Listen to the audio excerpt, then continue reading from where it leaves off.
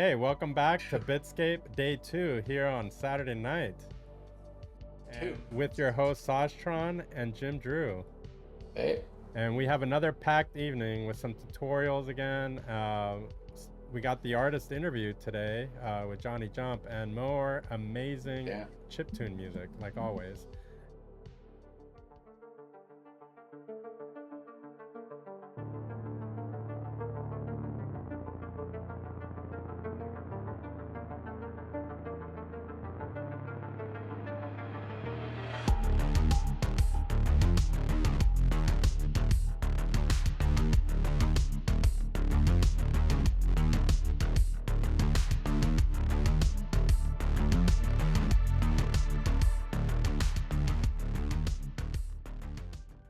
So let's talk about the live chat and all that stuff. So the way it works is during our stream, we'll have a YouTube has, well, if you're on a desktop computer, it's going to be on the right side of the screen. Basically, YouTube is on the right side of the screen on a desktop. And I assume if you're on your mobile phone, it'll probably be like on the bottom part. Right. While you're viewing the top. And then there's also, so that's one way to chat. You don't have to log in anything. Anyone could just join in and you can chat while we're doing our stream. The other option is to, during CRX, Jim Drew is running a server. If you want to talk a little bit about CRX, how to watch it and all that stuff? Yeah, so every year, if you go to crxevent.com and on the home page, you're going to see links for the Discord server and for YouTube live feeds for the presentation, and then also for Bit-Scape when Bit-Scape happens. Because Bit-Scape happens when CRX is over for the day. So that's the night life is Bit-Scape. Yeah. And the day life is CRX.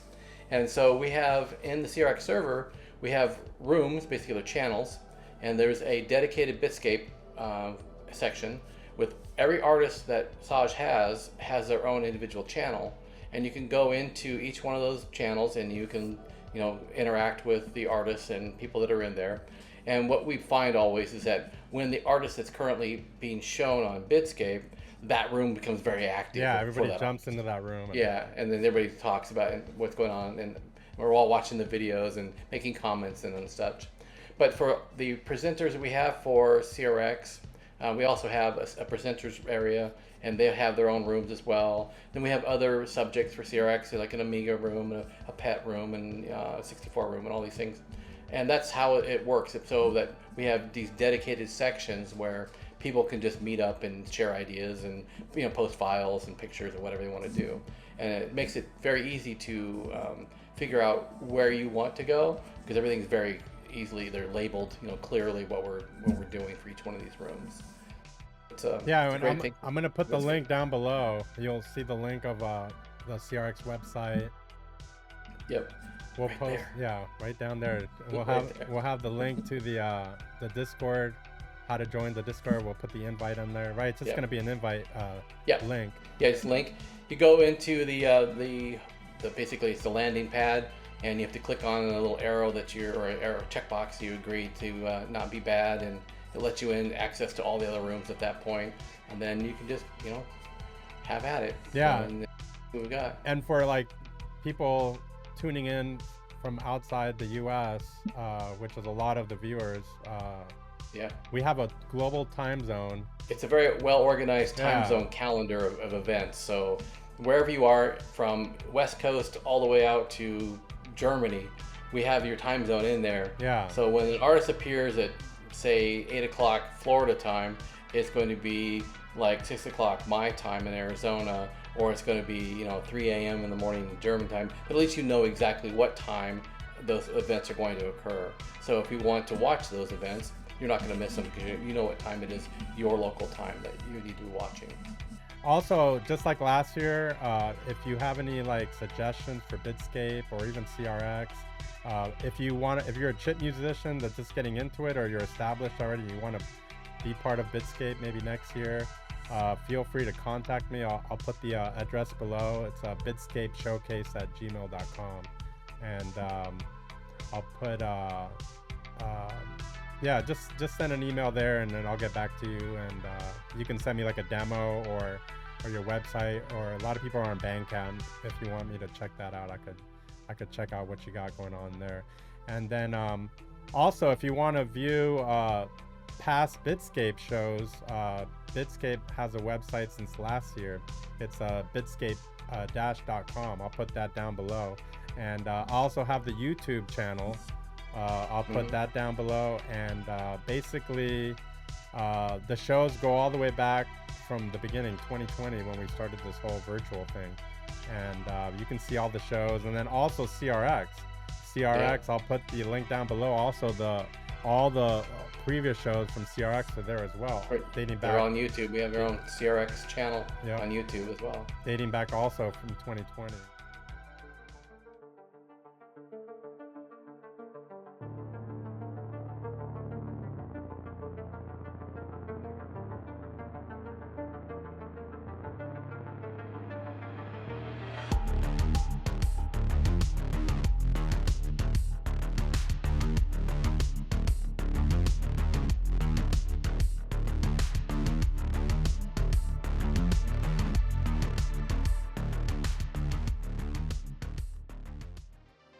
All right, Bit-Scape Day 2. We got 9 artists playing tonight. Starting off with Chiron Studios from Canada, continuing his Part 2 tech demo of his new PET MIDI interface, using the PetSynth software that's in development, and coming to a pet near you.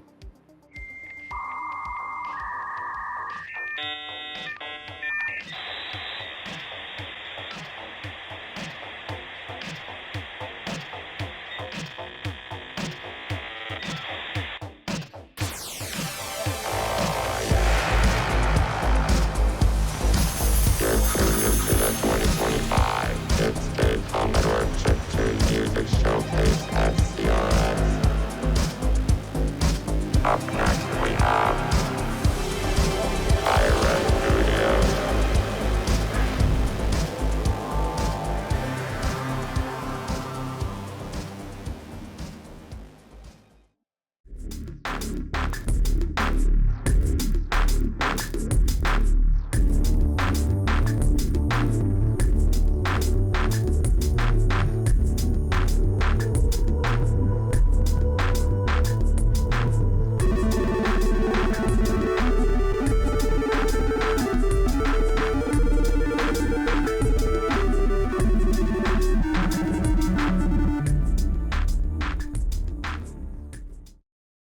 So, as you can see, I am fully in production here and getting the initial orders ready.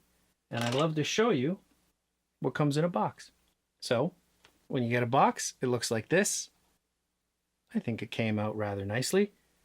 Full glossy. It's got side labels so it'll look good on your shelf. It wraps around. And then on the back, we've got some more artwork, some renders of it, and some screenshots of the software. Full glossy, full color. I think it came out quite nicely.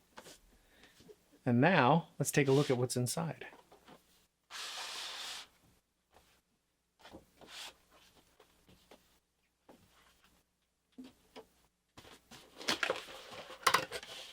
Okay, so to start off with, we've got our instructions. These will help you install the PET expansion hardware as well as the PET MIDI adapter. And as you can see here,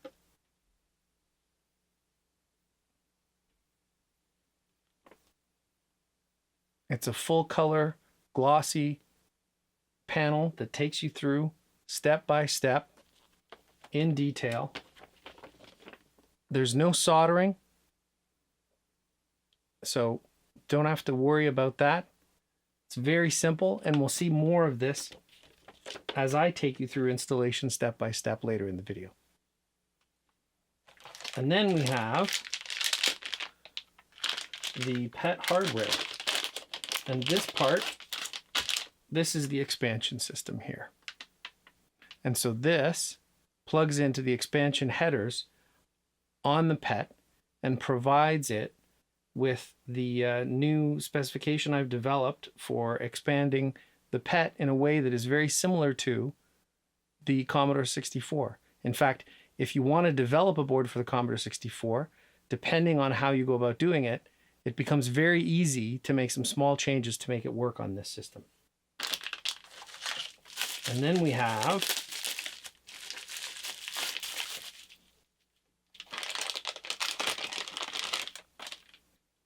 the PET MIDI adapter.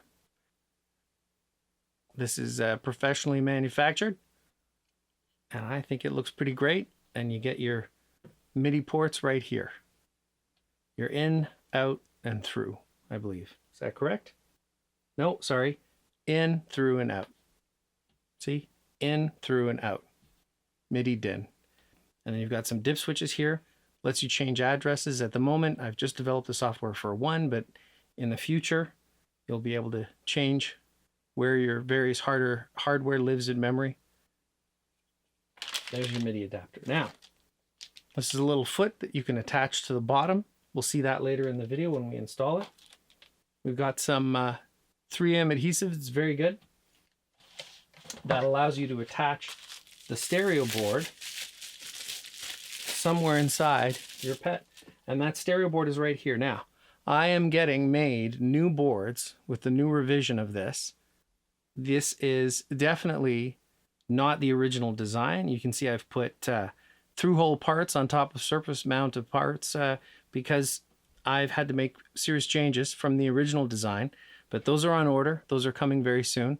But this works. This fully works, and it gives you stereo out from your PET at good line-level voltages, which should work within your studio or just home environment.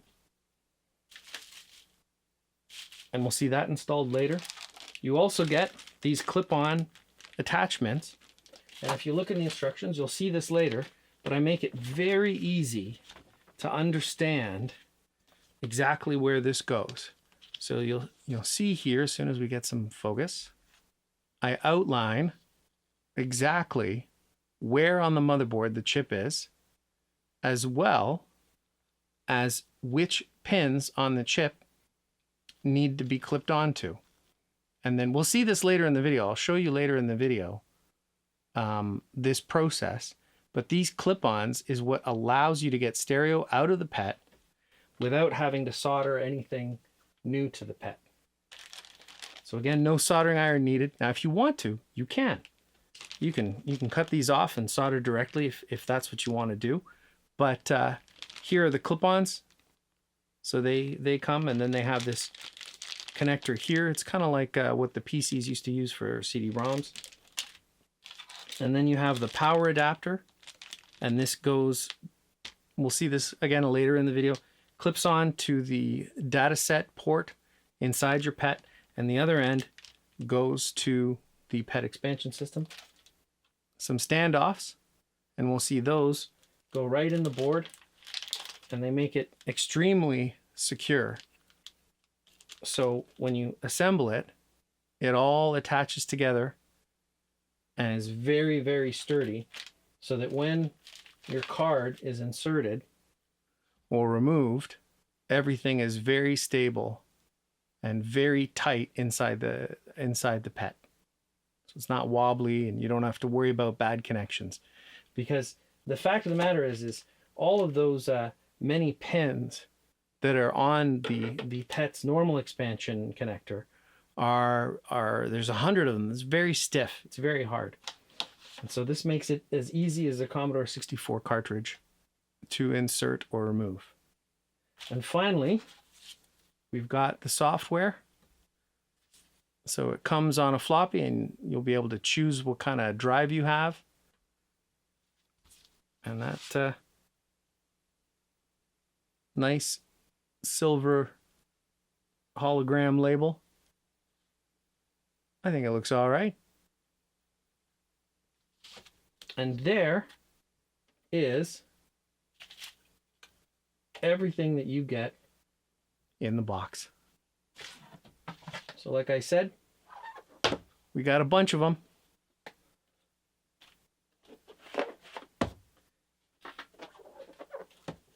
And we're ready to ship them out. So let's take a look at installing it.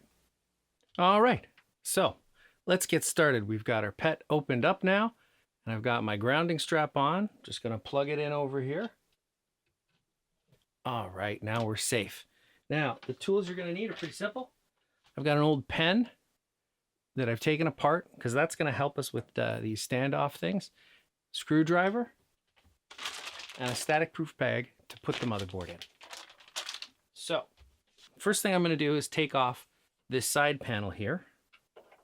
So, just gonna loosen both screws so everything is nice and loose, and then we're gonna remove them.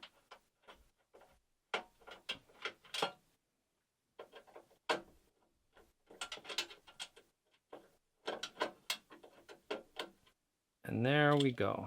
So now we've got the two black screws here and the cover from the side of the computer. Put those aside.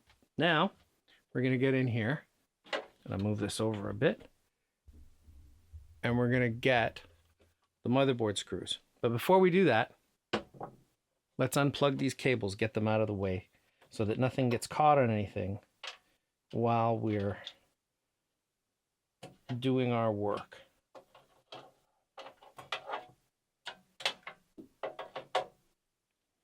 So I'm going to loosen each screw. The first one's back here, and then I'm going to loosen this one, and then finally I'm going to loosen this one.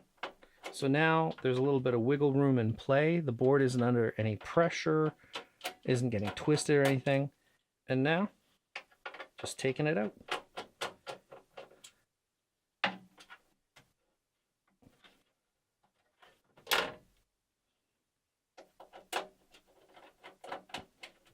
Now the benefit of removing the side panel first is that the screws would stick out, you know, going this way. We might scratch ourselves on them. Don't want to get hurt. I want you to be okay. Now it's time. We grab the static proof bag, and we grab the removal tool, which is just an old, this is actually an old mechanical pencil, but I've taken it apart. And the reason is that you slide it over these standoffs and you can kind of push them, and it'll pop right off. I'll start over here in this corner. There we go. I'll try to get this one here. That one's going. This one, it's actually already broken, so it comes off quite easily for me, but it's the same procedure. And now we can lift the board out. And then we grab our static proof bag and we put it inside to keep it safe until we're ready for the installation. And now we can move our PET out of the way and start going about the installation of the hardware.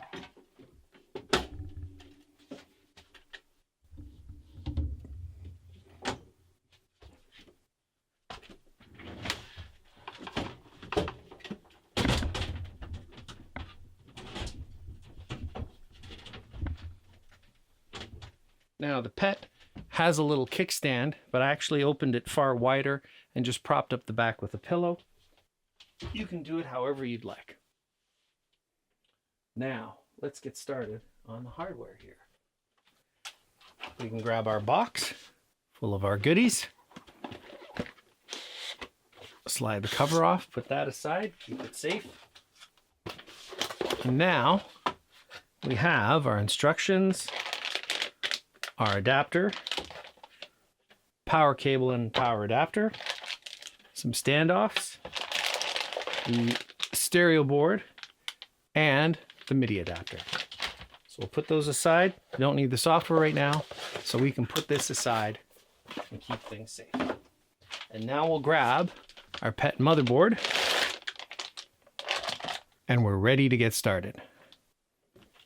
So let's look at the instructions here, which we can keep handy. We've gone through step 1 and step 2 by removing the case screws and removing the motherboard.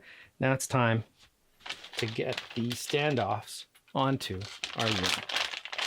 So, can put this off to the side here for now. We're going to start with this. So, we're going to take the standoffs, and like the instructions show us, we're going to loosely fit them to the expansion system. So the way this works is that this creates a unified cartridge port-like interface for the Commodore PET, similar to, but not the same as, a Commodore 64. And that is going to attach to the PET's, in this case, universal board, these expansion headers. Does a little bit of its own magic, and then creates a unified interface. So here we go. This is on loosely. We're going to do the other one. And the advantage of this system, and my hope, as always, is to make it easy for new hardware and software to be developed for this, one of my favorite vintage computers. I'm going to loosely fit this down here.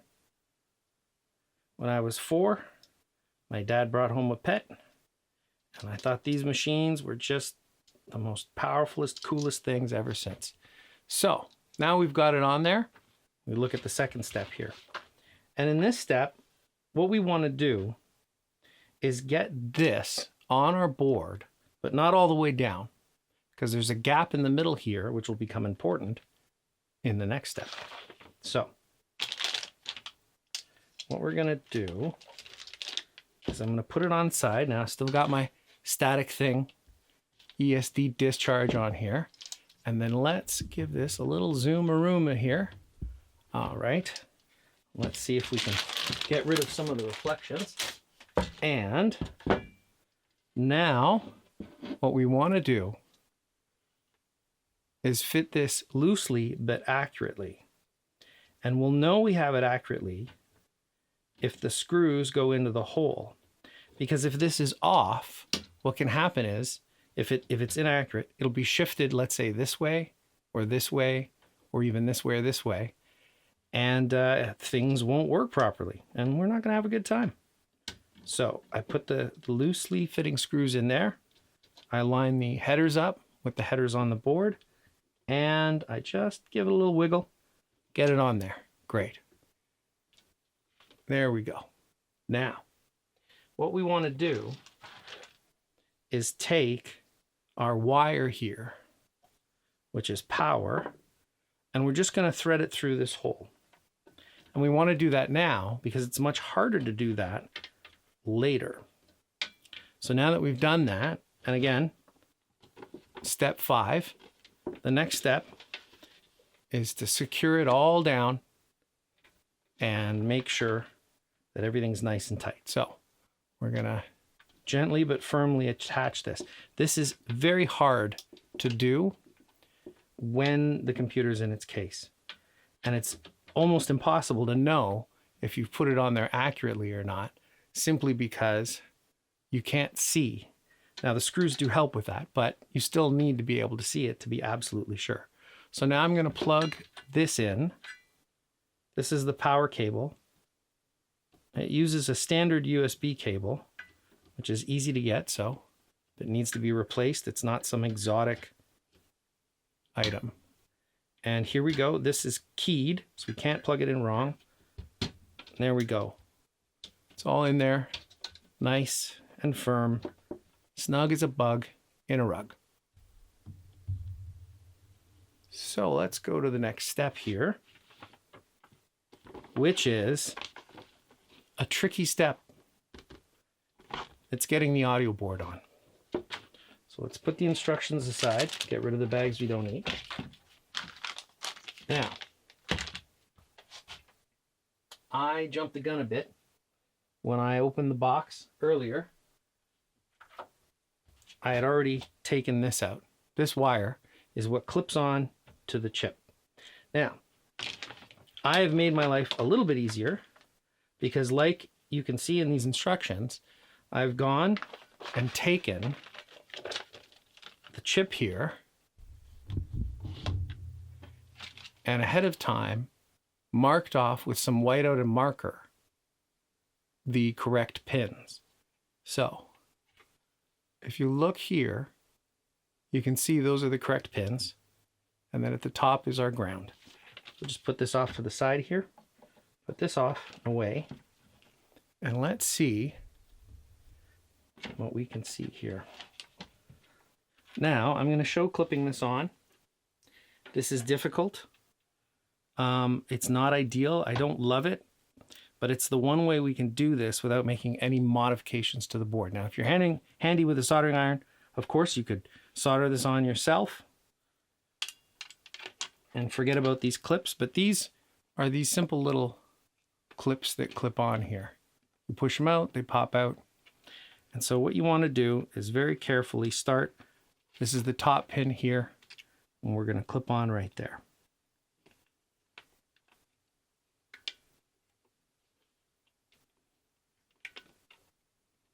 And then this is the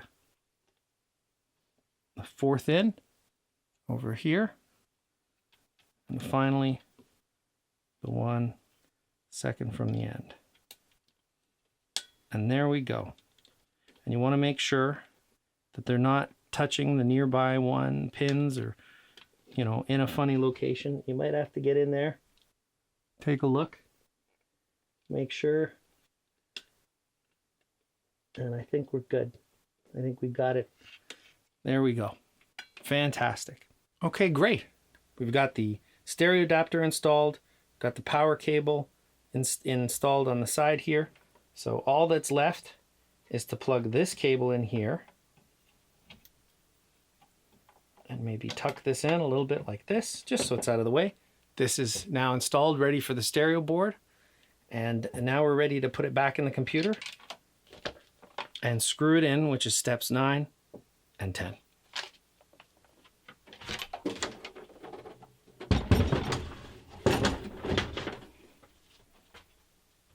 Gonna grab my pillow again.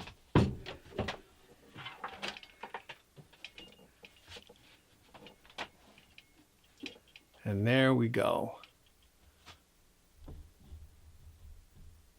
All right. Gonna get these wires out of our way. Now we're ready to put this back in. And while we're in here, just give it a little bit of a dust. I think I need to clean and repaint this at some point, but it's part of vintage computing. Now, we're going to make sure we line up. I usually like to line up here with this standoff, and then we're going to gently see, you got to watch out. These here, they stick out, not the wire, but these little screws here kind of sticking out. So I'm going to slide it under. I'm going to put my fingers around the standoff here, kind of guide it in place. It's tricky, but we got it. And all right, and it popped out. Here we go. Where is it? There we go. Great. Now this is in, everything is in. And if we check our instructions, we can see that you want to make sure that these are lined up in the holes, which means looking kind of down in this way on the side of the computer. And you can see underneath if these things are in properly. However, if you grab a screwdriver, you can usually just feel, if you go backwards, and they should pop. See, they're not popping, and that means that I do need to line them up here.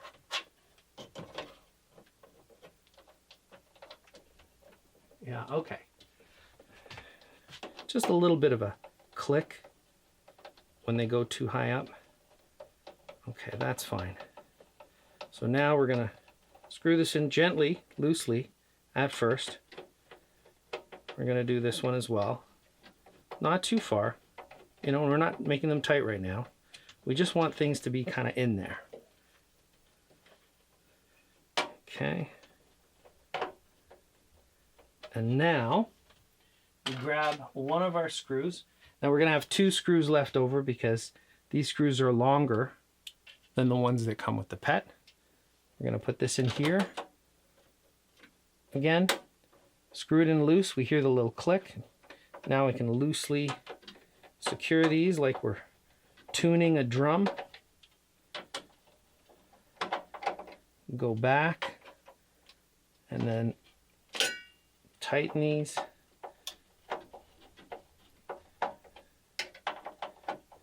Now you don't want to over tighten these, but you want things to be in there so they're not going to wiggle their way out over time. But if you try now, you can see that this whole assembly here, holy moly, is it very secure. So we've got the power in, we've got the power over here. It's got hockey tape on it, which I like to add to make sure that it doesn't short out, but I've redesigned the little adapter board here so that it's only got traces on one side, it's only going to be ground on the other side. So that won't be necessary in the future. And now we're on step 10. And step 10 is where we plug everything back in. So I'm going to grab the video wire, the power connector, and the keyboard connector, being careful not to accidentally rip these out, because if you bang them real hard, they can pop out. So we don't want to do that. I'm actually going to route this like this, because this is kind of going to go this way. So that should have some wiggle room and we're good. Now, the next step, if we want to, and we should, put the little foot on the bottom of our MIDI adapter. I've already done that. I've got a little rubber one, but, and here's another one. These are pretty common actually. And that would go on with some double-sided tape with some automotive adhesive that 3M makes. I really enjoy it. And now that that's attached, step 12, we're plugging it in, just like it was a Commodore 64. So there we go. That little foot there, make sure that it doesn't touch anything underneath or bend too far. And that's pretty easy. And now we're going to plug our MIDI cables in. And what I like to use are these MIDI extension cables. And in this case, I'm only going to plug one in for now. That's the MIDI in, but there's also MIDI out and through if they're needed. And again, in the future, the nice thing about the MIDI out is you can actually write some MIDI out stuff in BASIC. And that's pretty cool. So I'm going to route the wire over here, and there's a little notch, and that notch there, we can use that to let that stay out. And then that's where we plug in our MIDI keyboard. And where we can do it MIDI in. Now, step 14, we're going to take, well, actually you can see here, it doesn't matter where you mount this. Here, let me show you real quick. We're going to mount the stereo adapter. And it doesn't matter where you put it.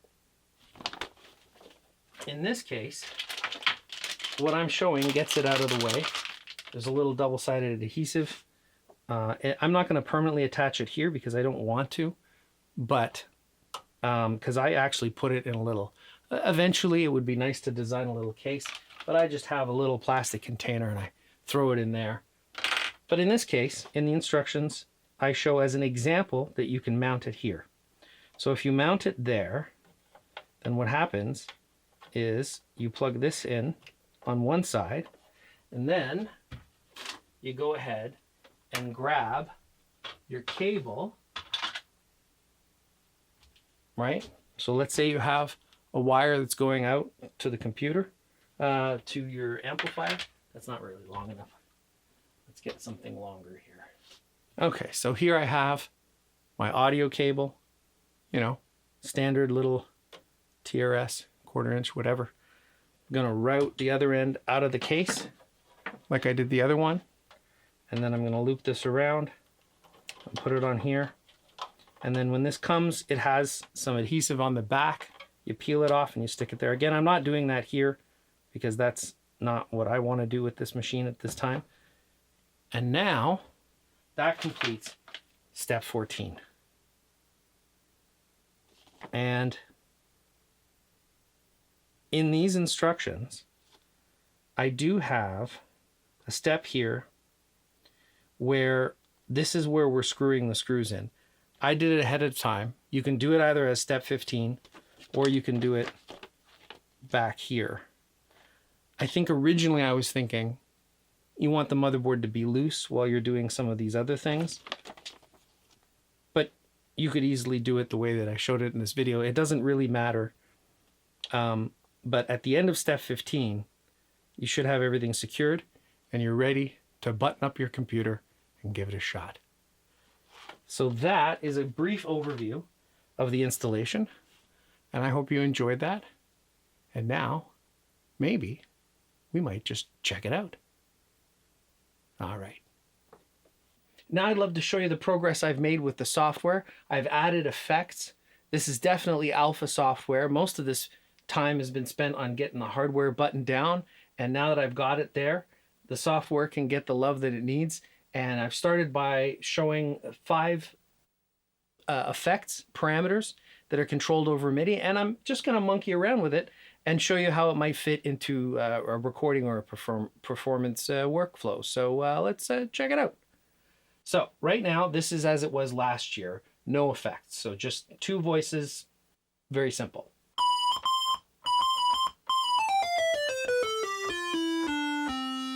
All right, now let's try this here. I've got a vibrato effect. So we're going to just give it a little bit, not very much. I'm going to set this. So here is a knob where I'm setting the depth of the vibrato, and this is the speed. So now,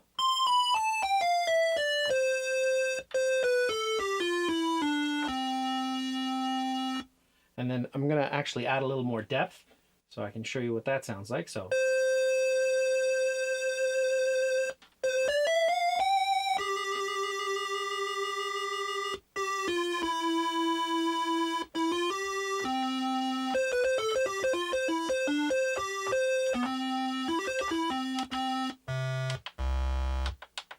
Okay, now I can adjust the speed too.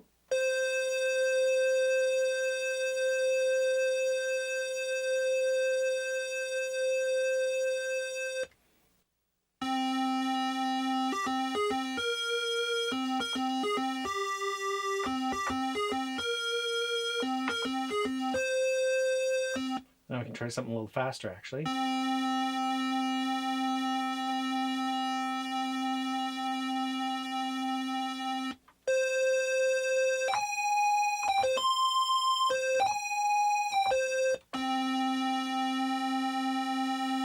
Now this is as fast as it can go. I'm going to crank the depth.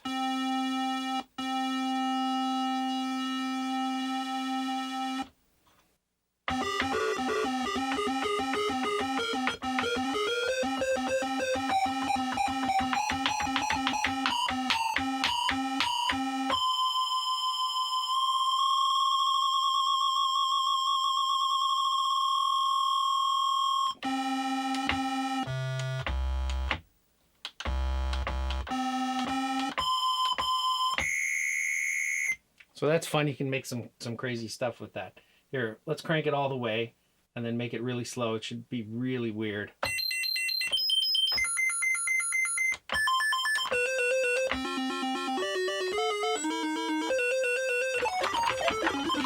That's fun. It's crazy. All right, so let's turn that off and try something else. I'm working on a pulse width thing. It's not quite right, but I'll show it to you anyway. So here's a neutral set. I'm turning it off here. And then I'm going to turn it on, so there's sort of this.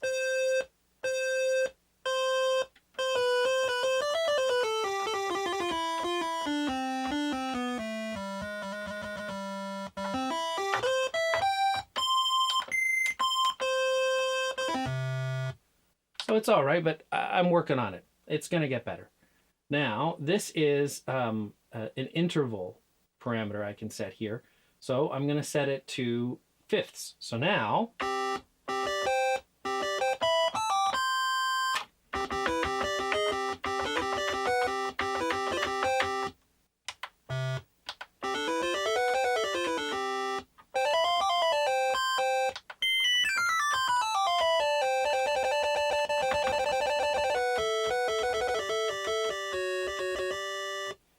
you can also set it to any note you want within a certain range here. So I can go, let's say something like this.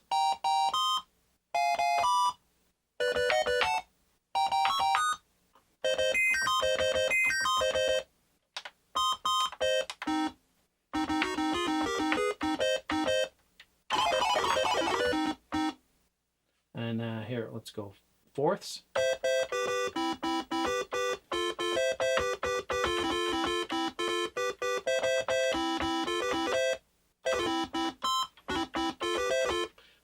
You can also go octave, which is pretty fun.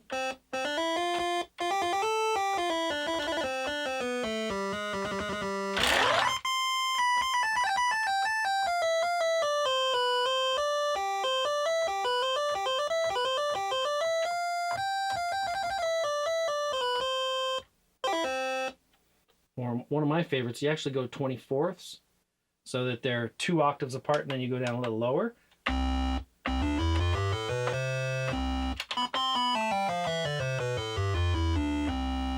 You know, and you can do that. It's fun. It's fun, you know.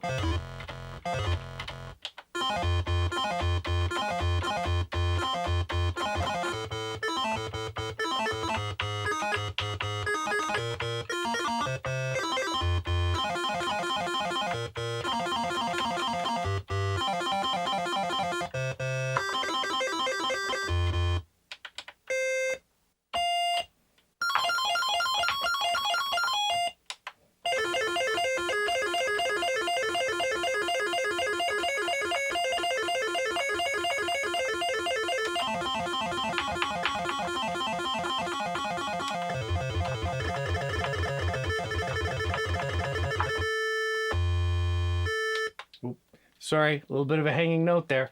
If you press the stop button, it's a real-time message, and that's like a notes off. I just made that for this keyboard.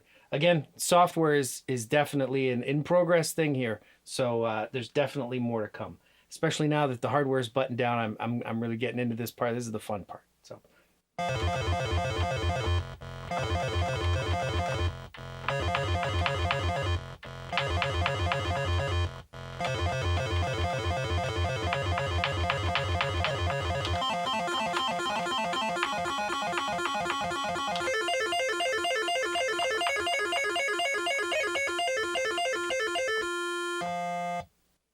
Now, why don't we add in a little vibrato? Just a little bit. Just a little bit. You know? Maybe somewhere like right here.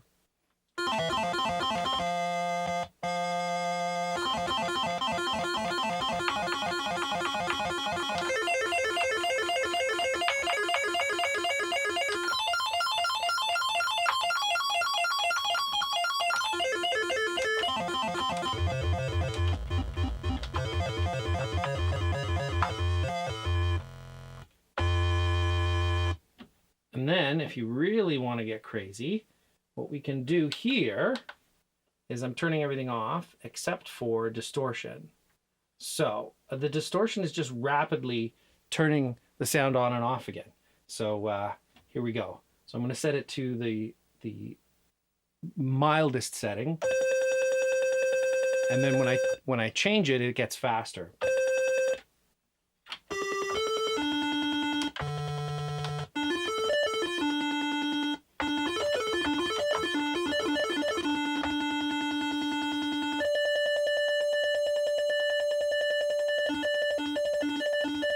Making it faster.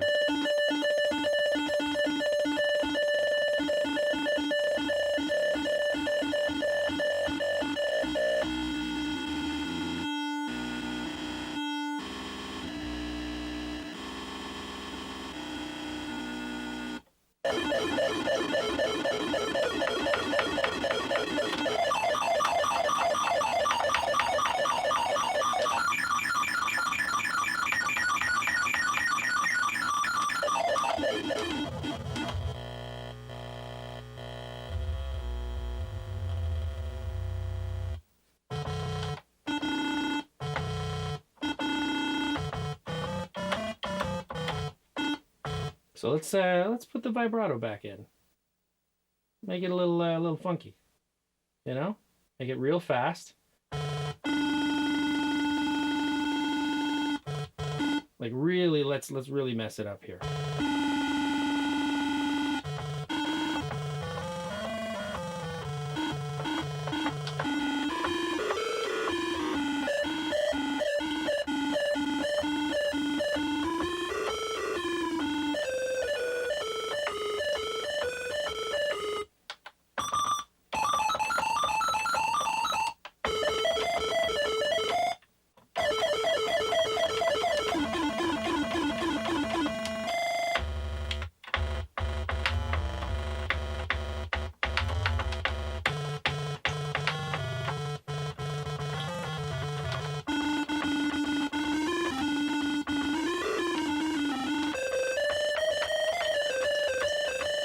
And then let's go back to that 24 octave. I think that's fun here.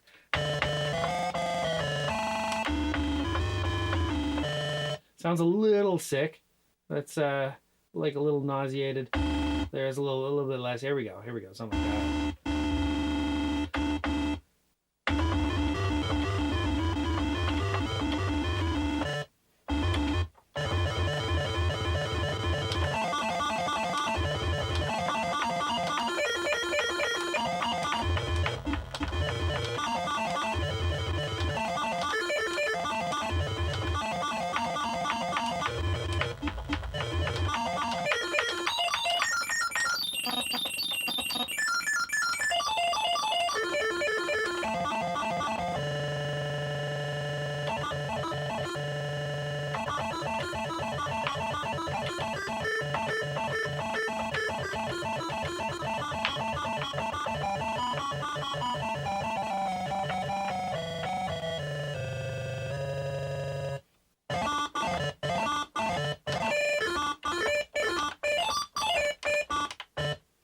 And then if I really want to mess it up, I'll just do just craziness here. Do that. I don't even know what this is going to sound like. It's going to be terrible.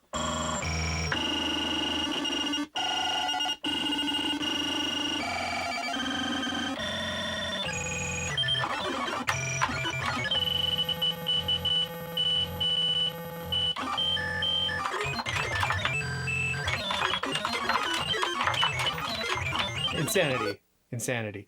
Might have noticed a little bit of lag there. Again, alpha software. I need to optimize it. So if I do this, that has lag. But if I do this, no lag. Has to do with the loop, the MIDI processing loop, and the main loop of the program. And like I said, alpha software optimized last. So that's why there's a bit of lag. But that's a lot of, I mean, from a sound design perspective, the computer's thinking. Oh, it's thinking real hard now. I mean, this is fun. So you can have a lot of fun just monkeying around with this.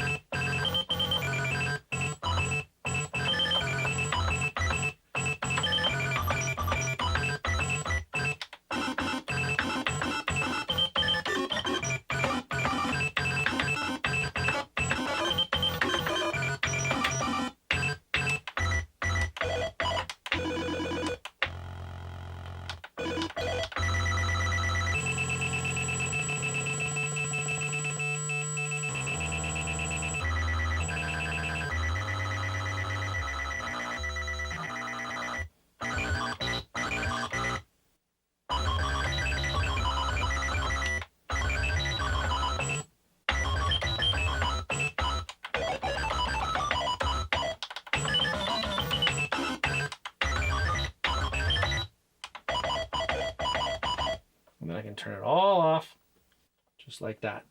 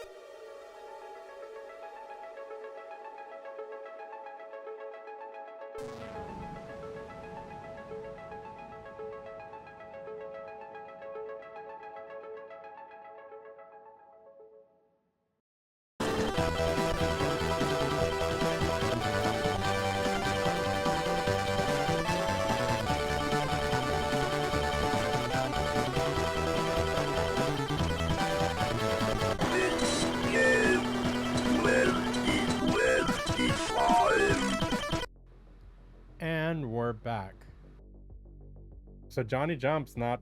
There we go. Johnny Jump's not performing this year because he was on Oh. tour. Right, So, right. but we did get an interview with him, like a full Cool. hour, Oh, one-on-one. We went to the hotel lobby and we just like totally took over the lobby. Everyone was like, "What are these guys doing?" We didn't even ask. We just like found a table, set up everything. The Boom. lights everywhere. Yeah, we just went to work and they're like, Nice. "Okay, I don't know what's going on, but there it is."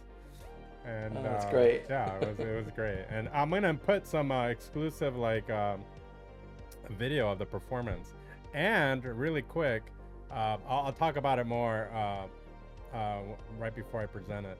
Last year, I just mentioned a little story about, wouldn't it be cool to go to Nashville, just go to a random bar, and there's Johnny Right. Jump on his Commodore.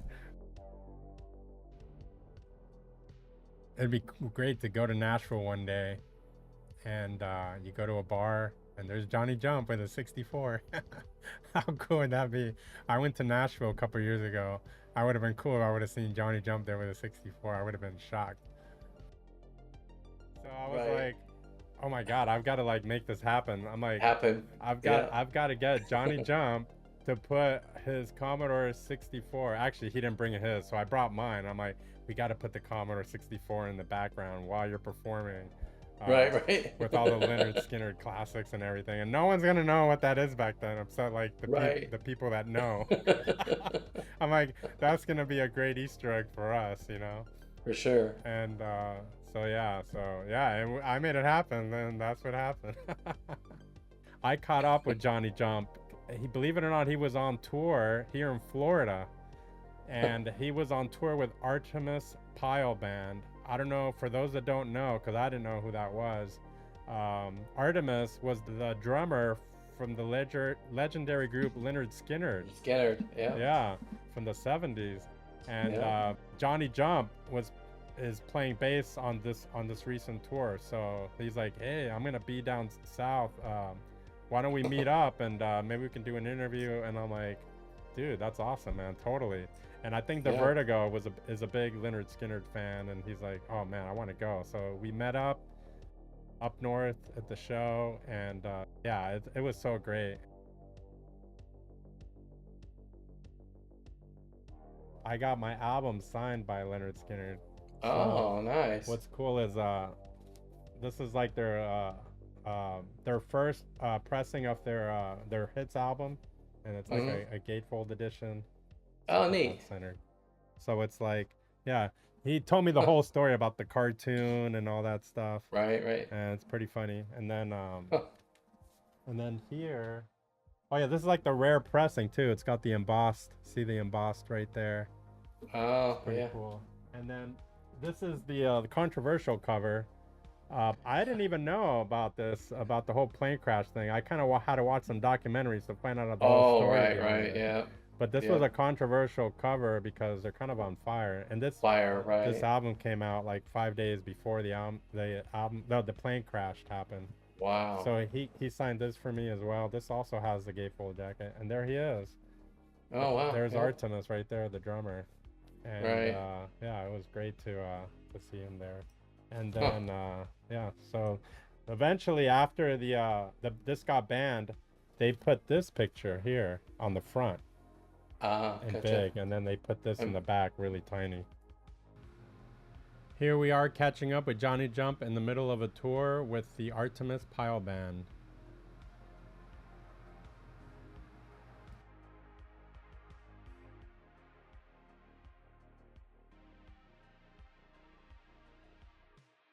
Hey, what's up, guys? What's going on, Saj? Johnny- Good to see you. Johnny Jump in the flesh. We Yep. got Divertigo here as well.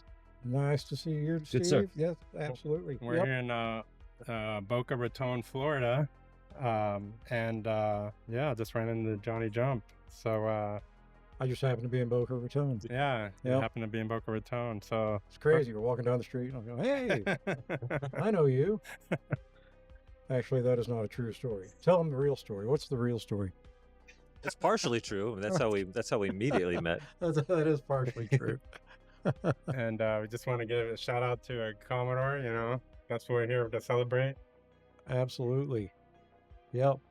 Commodore is it gonna be rebranded now? So I'm sure everybody's Yay, heard now. Christian. Yeah. Yes. So that's very exciting news. Yeah. I can't wait to see what comes of that. Oh, there's yeah. so much coming up. It's gonna be awesome. All right, so let me see if I can set this down over here. Okay. So we're live at the Hyatt in Boca Raton, and today I'm super excited to be joined by a truly unique artist who's blending Nashville vibes with retro tech. Please welcome Johnny Jump.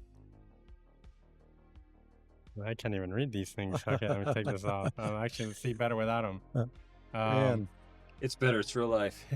So hey, Johnny, great to have you here. Hey, it's great to be here. I'm absolutely thrilled to be in the same room with you guys. I and know. Actually, Last year, I remember saying, "Man, it'd be cool if we were in Nashville." And we got to see Johnny Jump, and look, he's in Florida now. right? Yes. Yeah, here on a gig. Yeah. A bass playing gig. Yeah, it's this time. exciting. And Yep. later on, we will see some of him in action. So Cool. that'll Very be cool. very exciting. So to start things off, can you introduce yourself and tell everyone a bit about what you do for those that may have missed your fantastic Bit-Scape set last year? Sure. Yeah. So, my name is Johnny Jump. I've been in the music business. Well, I've been playing an instrument. I started off on guitar when I was the age of 4. So, having not remembered too much about being 4 years old, it's just kind of this thing that's always been with me. And so, that later in my teen years, I don't know if I was even a teen yet, I would pick up the bass guitar and start learning to play that as well. And throughout the years, I've managed to keep employment on some frequency, amongst doing other things in my life, but on some steady frequency, doing one or the other of those instruments. And I have played for artists that have, had some clout in the music industry. The first big break was a guy named Rhett Akins in the 90s. He had several country hits. Nowadays, his son has taken over with that. He's certainly taken over from what Dad used to do. His son is Thomas Rhett, big name in country music these days. So, and from there, it's just been a little one-offs for various artists: Linda Davis, Wade Hayes, a guy named Vern Gosden from the 80s, a country music artist in the 80s. I've done some work with him. Oh wow. Yeah. That's So cool. it's just been little things like that, time after time, and those kind of gigs just kind of seek me out. I've never actually set out to play with these people, That's the but best. just word of mouth, just keeps them coming back, I guess. And today I'm playing with the only living member left of Ronnie Van Zant's legacy Leonard Skinner band, and that is Artemis Pyle. I'm playing with him tonight in Boca Raton at the Funky Biscuit. Wow. And that kind of brings us up to speed, I think. Yeah. And when That's I found the out. long-winded version of what you asked for. Yeah, when I found out about the show, we're like, hey, we gotta, Divertigo came down from Orlando, which was really cool, and kind of excited to catch a show tonight, Absolutely. Yeah. Yeah. So you're based in Nashville, right? And which is a legendary for music. And how was being in that scene influenced your sound? It's interesting. I do give it some credit, even though that before I moved to Nashville, I was already being influenced by what was coming out of Nashville. Right. But I do certainly give some credit. Being in the scene makes you want to work harder to sound like you kind of need to. Yeah. To work in that vein of music. So it has definitely had an influence on me. But I do dip my toes in all genres of music. If you did catch the Bit-Scape set last year, Yeah. there's There's a lot of not really influence a on there. typical Nashville sound coming from any of those songs. But yeah, it's Well, from where you're coming out there, to go deeper, how would you describe your musical style overall, and who are some of your biggest influences? mostly jazz rock players like Jeff Beck, certainly at the top of the chain, right? Okay. I mean, it's hard to have a favorite, but if you got to pick 5 guys, he's one of the 5. He's absolutely one of the 5. Larry Carlton is another one that I will throw out there. Another name, if you don't know him by name, you've certainly heard his guitar work on many top 40 radio cuts. Robin Ford is another one that I tend to, I really adored him for his mix of blues and jazz. Just those 3 are in my top 5 for sure. But yeah, there's also country players, traditional studio country musicians that Brent Mason would be one that comes to mind. If you're not familiar with Brent, he's another one that you could just do a deep dive on. And even though if you're familiar with country music from the 90s, you've heard lots of Brent Mason. Okay. But if you get into a Brent Mason solo record, you're going to hear stuff we hear a little bit of that flavor. You're going to hear in the sound, a little bit of a few things that are kind of far removed from what he's known for. Okay. So yeah, but still, that's kind of a sound that I do kind of target when I am being influenced by people. That is a sound that I identify with for sure. And so what got you into the music in the first place? I mean, was there a moment where you knew this is what you wanted to do? You know, I thought that I had figured out it was what I didn't want to do. but oftentimes, you know, stuff just keeps getting thrown at you, and the opportunities are good enough that you eventually just go, okay, I guess this is what I'm supposed to do. Even though I feel like I'm pretty decent at a number of things that I do, and industrial machinery maintenance being one of those things. A lot of people call me for those kinds of gigs, but yeah, I saw you're on your website. You do like that kind of work. Machinery repair, CNC, that's interesting. Lathes and mills, that kind of thing. See, this is where your technical background comes in. Exactly, yeah. I was actually doing that in my little birthplace city of Asheville, North Carolina. I was doing that up until about age 29. And a friend of mine who was already the established drummer for Rhett Akins told me that the bass playing position was about to come open, and he just put it out there to me in case I wanted to do it. And I was like, yeah, I think I want to do that, because, you know, you get pretty those maintenance jobs, they get pretty they wear on your body physically and on your soul. You need to escapism. I wanted to change, and that was one that came and found me. That's you know, people are busting their butt in Nashville working for peanuts. Yeah. And here I am in Asheville, North Carolina, and this gig found me. Right, to find you. And I thought, I'm not going to throw this one away. No, how was that psychologically shifting gears? Like, did you have to overcome some nerves, or are you just walking into it? No, I just walked right into it, because I'd played in front of large audiences before, but never being a band member of someone who was well known and well heard on at that time country music radio. You know, they were definitely standing out. Now, my first television appearance, that was the stage fright all over again. My first national TV appearance was like, wow. What gig was that?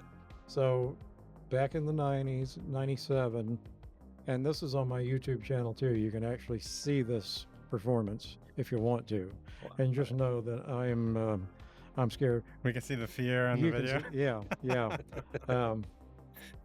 I'm gonna have to there was go a back to show that video. back then. The Nashville had its own network called the Nashville Network. Yeah, TNN. Yeah, TNN, and a show that was hosted by Gary Chapman at the time called Primetime Country.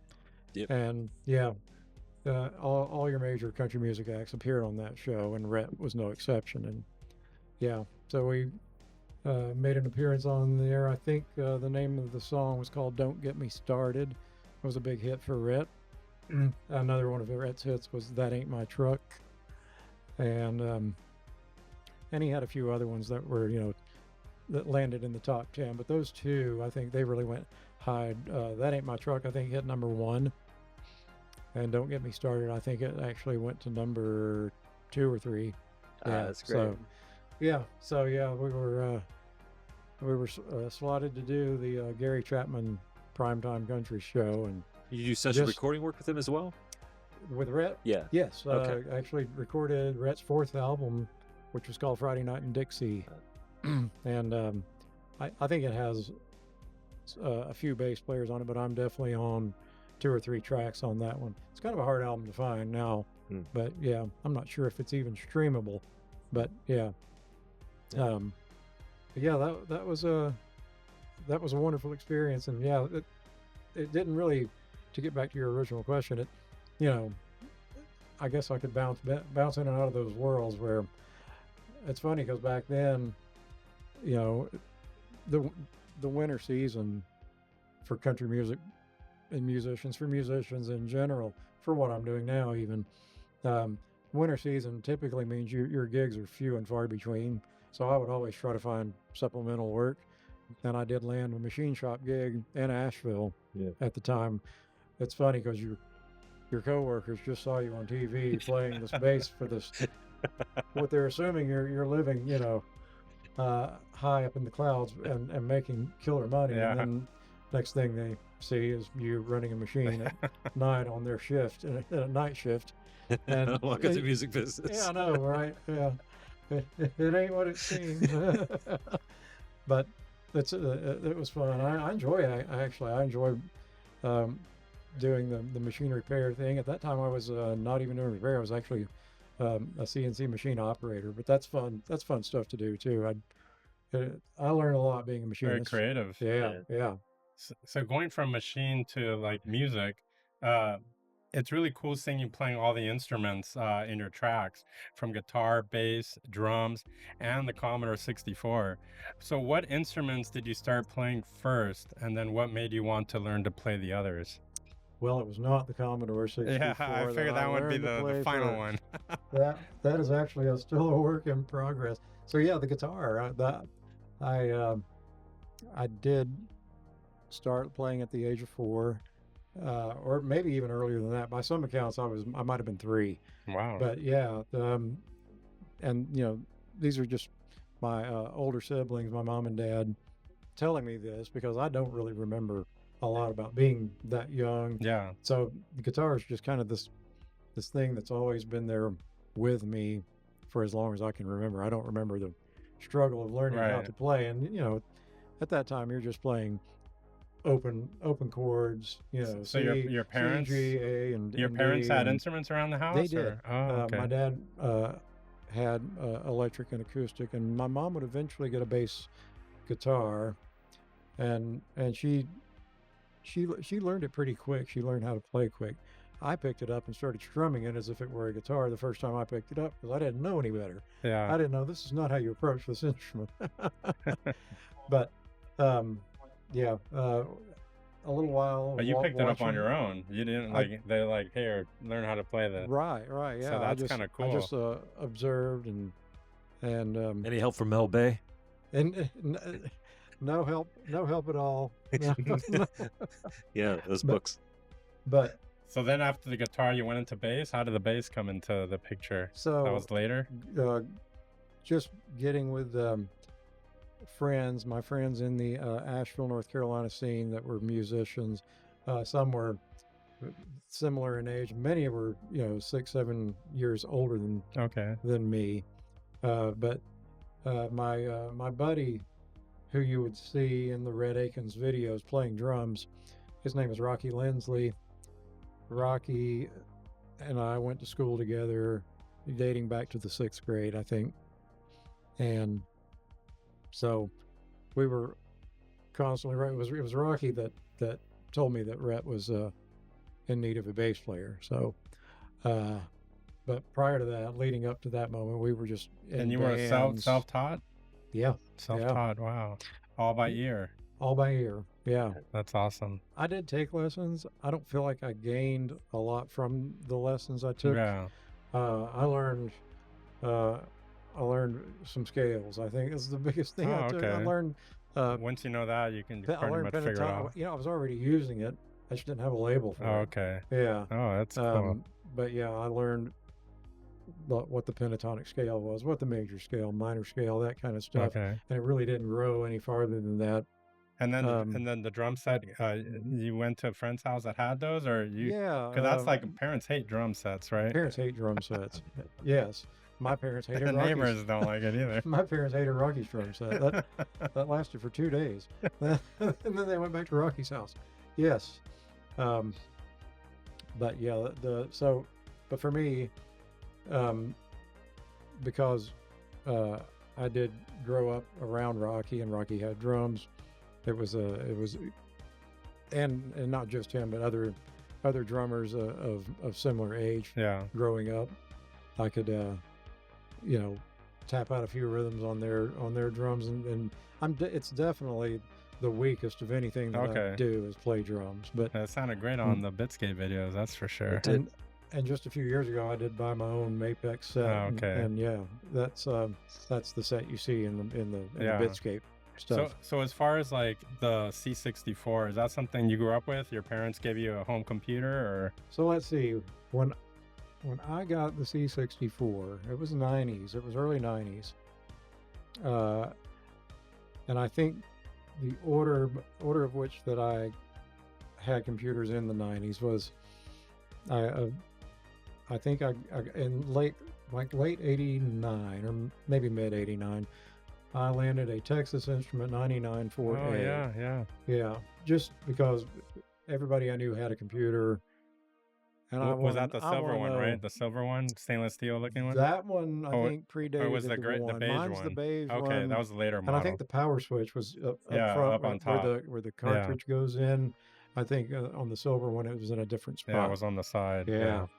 So I just watched an 8-bit guy I saw that, yeah. video. That was the latest one. Yeah. Yeah. The expansion just keeps going to the I was right. blown away. I didn't know any of that. It's like surfing a wave. You just go to the right and just keep going. Yeah.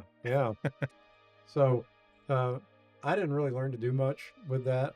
I did write some terrible basic language programs because that's what I learned. Yeah. It was my initial introduction to BASIC was on that TI-99.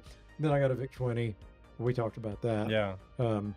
And one of the biggest things I did, I think, with either of those was because it has a NTSC video output. And back in those days, in the 80s and 90s, I would borrow CDs from my buddies, and I would copy them to a VHS hi-fi deck. Yeah. I used to The do audio. that. Yeah, it's And I great. would use the computers to generate the text Oh, for the okay. video for what was on the Okay. what was being So played. you had like a little database I thing did, going on? yeah. And as it was being recorded, I would move the cursor down so you could fast play through the video Okay. and get to a specific song. Yeah, this is the way we had to listen to music back then. I used to DJ because it was a 6-hour tape, and you could do a long set. Or you could record a club on a hi-fi VHS tape. Yeah. I loved recording audio on VHS. I did it too in I the know you're a 90s. VHS guy too. Yeah.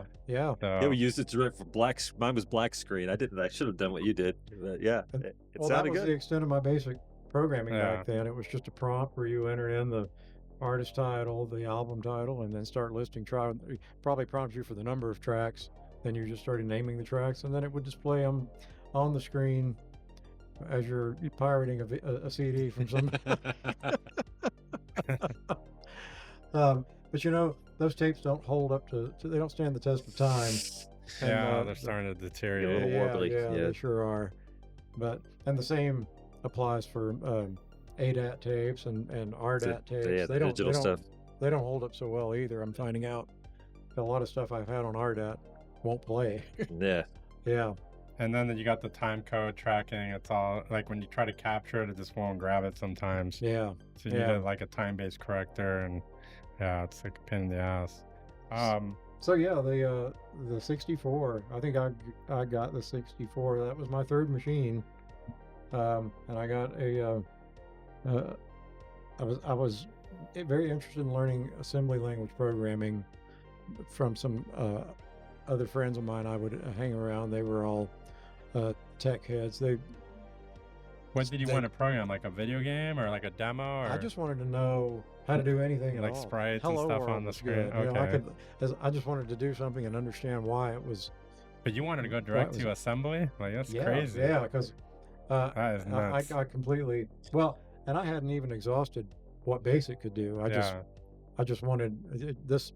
I knew the power of the Right. language, So and much I kinda, faster. I wanted to The speed, I wanted yeah. to get there, right? So I got the Jim Butterfield book Oh yeah. and the I saw that on your video, C64. yeah. That was cool that you Yeah. have that. And so the C64 I have now is not the one that I first bought, but the monitor that you see in my video, Yeah. the 1702, that is from the one The original I've had that since the OG. early 90s. All right. Yeah. Those monitors are like tanks, you know. I love 'em, they man. last I for love it. It just glows, you know. I Yeah. love it. It's not. It hasn't suffered any burn in on the screen or anything like that. It's in really good shape. But yeah, that's kind of the order. And then at some point, I jumped into learning to program 8086, ADX86, 8286. Yeah, and became this DOS programmer.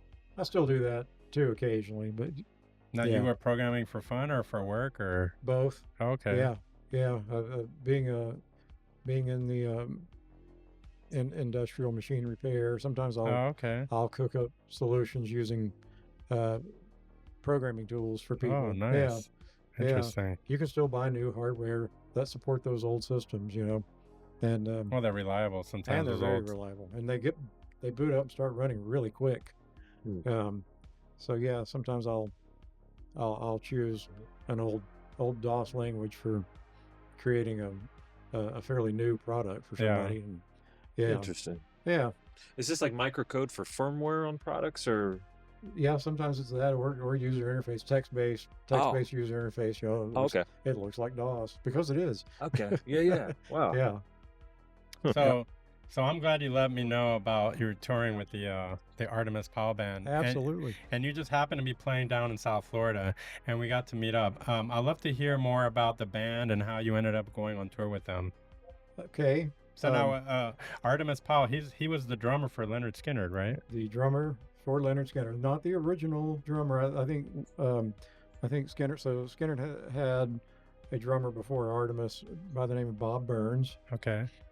and Bob, I think, recorded the first 3 Leonard Skinner studio recordings, and then Artemis replaced him, and Artemis did, I want to say, 3 studio recordings and 1 double live album.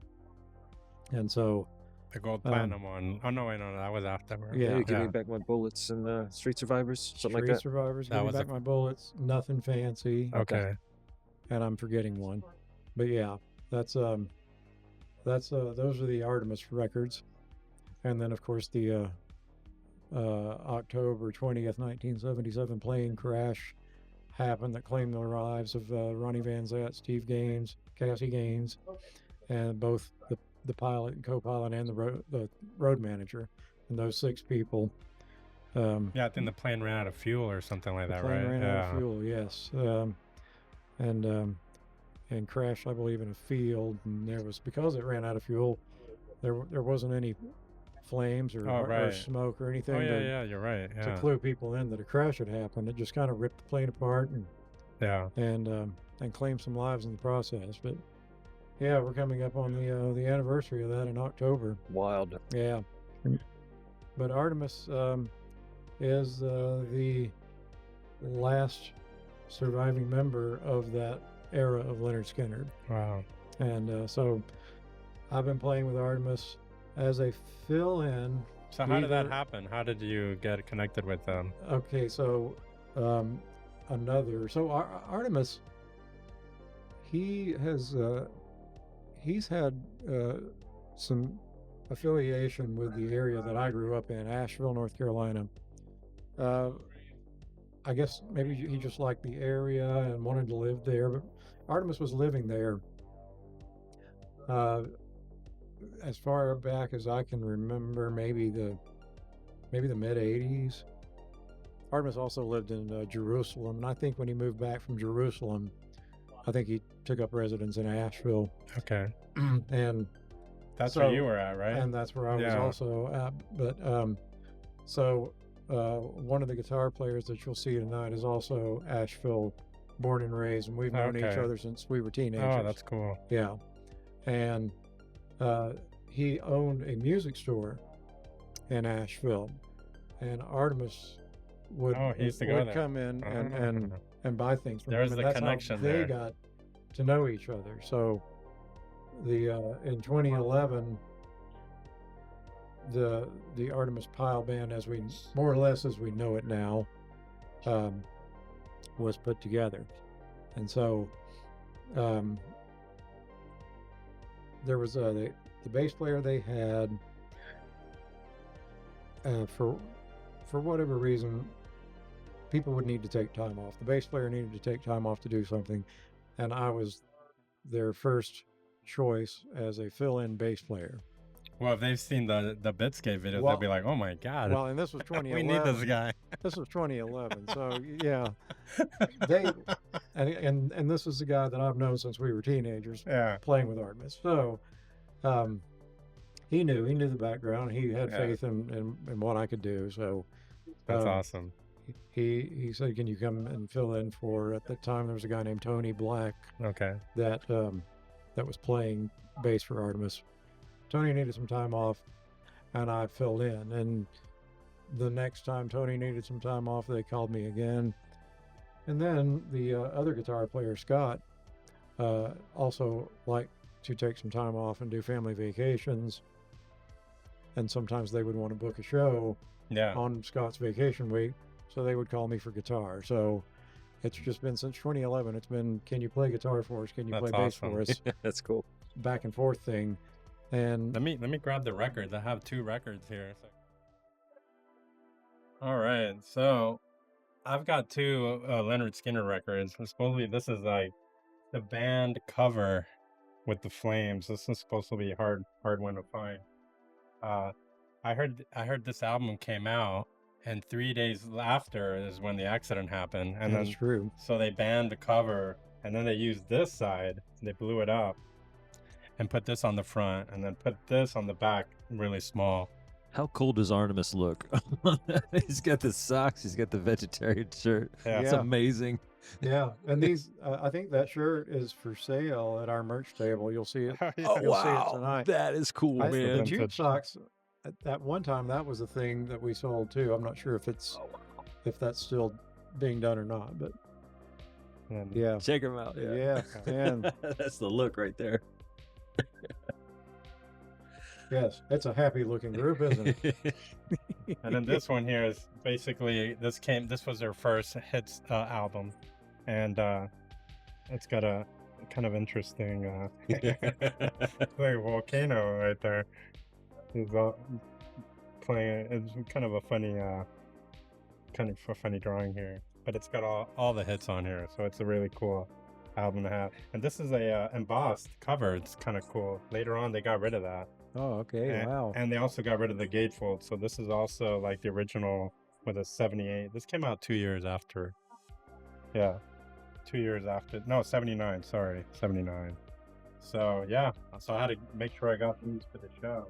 So yeah, we're excited. Me and Divertigo are going to watch you guys play tonight. Indeed. And Fantastic. we're very excited. Yes, It's I'm gonna be excited too. I'm excited to do tonight's show. We've got a 3-day run in Florida. awesome. Excuse me, 4. We're playing 3 consecutive, and then we're off Labor Day and Tuesday, and then we have a Melbourne gig Uh-huh. with the Pat Travers Band. Okay. So I'm excited. Sorry, that is not accurate. It is not Pat Travers. It is George Thorogood. Oh, wow. Yes, George Thorogood. Yes, Bad to the Bone. Oh, Both yeah, are Bad awesome. to the but Bone. yeah. Yes. Bad. But yeah, I'm looking forward to. My stay in Florida runs from I think Thursday to Thursday or Thursday to Wednesday. So I'll be Okay. You got another show Yeah. tomorrow as well, another right? show in Stewart tomorrow, Up north, yeah. and then Clearwater on Sunday, Yep. and then a couple of days off. So I think we're gonna hang in Clearwater. Okay. Yeah, Yeah, that's a nice town up there. yeah. All right, well, let's get to the juicy stuff. You know, this is the Bit-Scape show, so we want to talk a little Commodore here. So now we're going to dive deep into like the world of Commodore and how you're connected to it. So, you know, I know you use a Commodore 64 in your music, which is one of the most unique aspects of your setup. You know, when you watch it, you're like, that's unexpected, you know, when you see that. And then What first inspired you to bring the 8-bit home computer from the 80s into your creative process? So, I think that I've always wanted to dive deep in programming the Commodore. But like I said, I dabbled in assembly, I dabbled in Commodore Basic, but I never really wrote anything that was extensive code till I wrote that software, and that remains the most I've ever done. And I thought, what can I create that will be kind of a fun project. Now, did you know about the SID chip and how amazing the sound is? I did know about the SID chip, and did you see like some like modern demos and stuff? And I think I heard various some of the games YouTubers talking about it. I didn't really know it from the games until they pointed it out. Because the early games didn't sound very good. Right, it wasn't until like maybe like 10 years later that they really started getting really good. 85, 86 started getting like taking advantage of that, of its capabilities. And the software I wrote, it doesn't really either. I just wanted to get a sound established that was not harsh on your ears. So yeah, I think I just chose a basic triangle wave that sounds very fluty. Yeah, a little echo on it. It's great. Yeah, exactly. So I think in Commodore, I used a little delay, a little reverb, and a pitch shift. So you had some effects pedals, right? Yeah. You can hear at times when you hear the SID being harmonized with, it's actually an outboard process. Mm-hmm. It's nothing cool like I'm taking advantage of 2 of the 3 channels of SID output. It should be that cool, but it isn't. But let's talk. I will get there. We'll develop it. Pulse width modification. Let's talk about this thing that you programmed. So you're using a custom software that you programmed yourself, and it's called Volume Pedal Synth. AKA VP Synth. Yes. It uses a Commodore SID chip in a unique way. Can you talk a little bit about that? So, obviously the Commodore has joystick ports, joystick being 4 unique inputs with a 4-direction joystick. It also supports pedal, which is a resistor potentiometer input to the joystick, and that's where I landed my volume pedal. The volume pedal is just nothing more than is that like a paddle? A passive resistor is all it is. Okay. So I just made a simple cable to go from the joystick 9-pin and landed on the pedal. So did you have to go to you had to go to those reference books and to see the pinouts and everything? Yep. It might be in Jim Butterfield's book. I don't know. Because we did get a little glimpse of you soldering it all together. That's and true, stuff like yes. that. Yeah, that was really cool. The input, if you're aware of it or not, the input from those the paddle port pins go to the SID chip. They multiplex it so you can have 4, I think. So it's actually an X and a Y input on the SID chip, but then it's multiplexed with hardware outside of the SID chip to give you 4 paddles. I think that's how that works. Just going off of memory, but yeah. But it kind of painted a picture for me. This is a passive input variable resistor, and so is a volume pedal, and you can control it with my initial go was that I didn't really at first think I was going to write this big intensive assembly language program. I thought I might write something in BASIC, but BASIC was way too slow to do what I wanted to do. I was trying to make this a theremin kind of approach, which theremin is actually volume control with one hand and pitch control with the other. I wasn't doing anything. I was just interested in pitch at a consistent volume. Yeah, they go something like this, right? It was absolutely terrible. One of the songs that I tried to play was Freebird. The slide of Freebird with this. You know what? One day, if I've got time to get it to you this year, I will. For Bit-Scape, I will break out my original attempt at making a theremin and I will play. I'll try to play Freebirds. Oh, that'd be awesome. That'll be funny. Is That what would it'll be awesome. I don't know about awesome, but it's definitely laughable. But when I saw that was going nowhere, I thought, you know what I could probably do is just create a table, a lookup table full of frequencies to match Okay. a 440 tuned instrument, of equal temperament over however many octaves, and just have the pedal kind of scroll through those, but do it in a scale way, like you scroll through. So talking about scales, last year you mentioned in the Bit-Scape video that you couldn't play VP Synth properly in the key of C. And so you ended up using like a chromatic scale that was already tempered. Could you explain what that meant? Like what you meant by that? Yeah, because so from it was a full range. So this goes back to the theremin thing. It's at its lowest note, it was close to a C. Okay. And I don't know, as it relates to a piano, maybe a C4. I'm going to speculate up to a C5. So you had one octave. Okay. Which a good theremin Go all the way up. can go off the charts, right? Yeah. So, but that was the best I could make that do. And you got to consider that the joystick paddle port is good for 8 bits, 0 to 255 in decimal, right? But the SID input frequency generator is a 16-bit register, so I had to figure out where to place those 8 bits that are changing from 0 to 255 into this 16-bit otherwise the high and 16-bit low. Yeah, It's a pain. So that's just the best that I could do. Was I found this place where it was kind of C to C in an octave, and yeah, maybe I really want to record that for you, just so you'll have something to laugh at. Yeah, because it's pretty funny. Well, You heard it here. another interesting thing that I thought was interesting that you mentioned last year was because of the algorithmic method of VP Synth, you will never get it to play exactly the same as the way you record it. So that one instance on the recording was very unique, and it could never play it the same again, right? Yeah, that's the way it played. You'll never get it like that again because it's always randomly. Yeah. Right. Well, selecting notes. Your what's random is your foot placement of that pedal when you. And it's not MIDI control, so it's all live. It's all live. It's all live. Yeah. One take. Yeah, I think.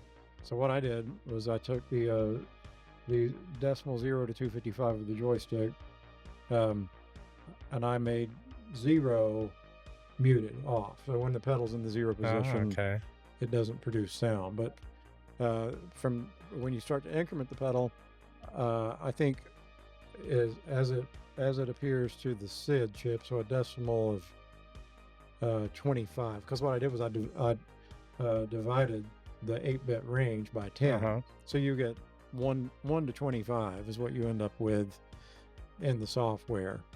And that gives you a little bit of room between notes. There's a little bit of, otherwise you'd have you would just be hitting notes that you absolutely don't mean to hit. Oh, gotcha. And there would be 0 control over landing the pedal. And sometimes, when you're playing it. So it took a while to get you that rhythm going to figure it out. Yeah. The reason I say you can't play the same thing twice is because you don't really know where, when you're advancing or retracting the pedal, what note you're going to land on. Yeah. And you hope it sounds good. I think for the most part it does. That sounded great. When I did Commodore, that was 5 takes in a row. And I listened to all 5 back numerous times. And I think take number 4 was the one that made the record. All the way through, no edits? Yeah. Oh, that's cool. So I had 4 cameras on me, 3 tracks of audio, all being recorded together. Wow, that's cool. Yeah, it came out great. Yeah, I loved it. Staying within those diatonic bounds helps. Yeah. Yeah, but so I remember you mentioning also that a future VP Synth update will include variety of sounds from the SID chip. you were gonna expand on different sounds coming out of it. Yeah, we touched on that earlier because Yeah. I want to explore, I guess I should, because I'm kind of still dumb about it, about what all the SID can do. I know it's got these amazing, it's got this noise generator aspect thing of it that I don't know.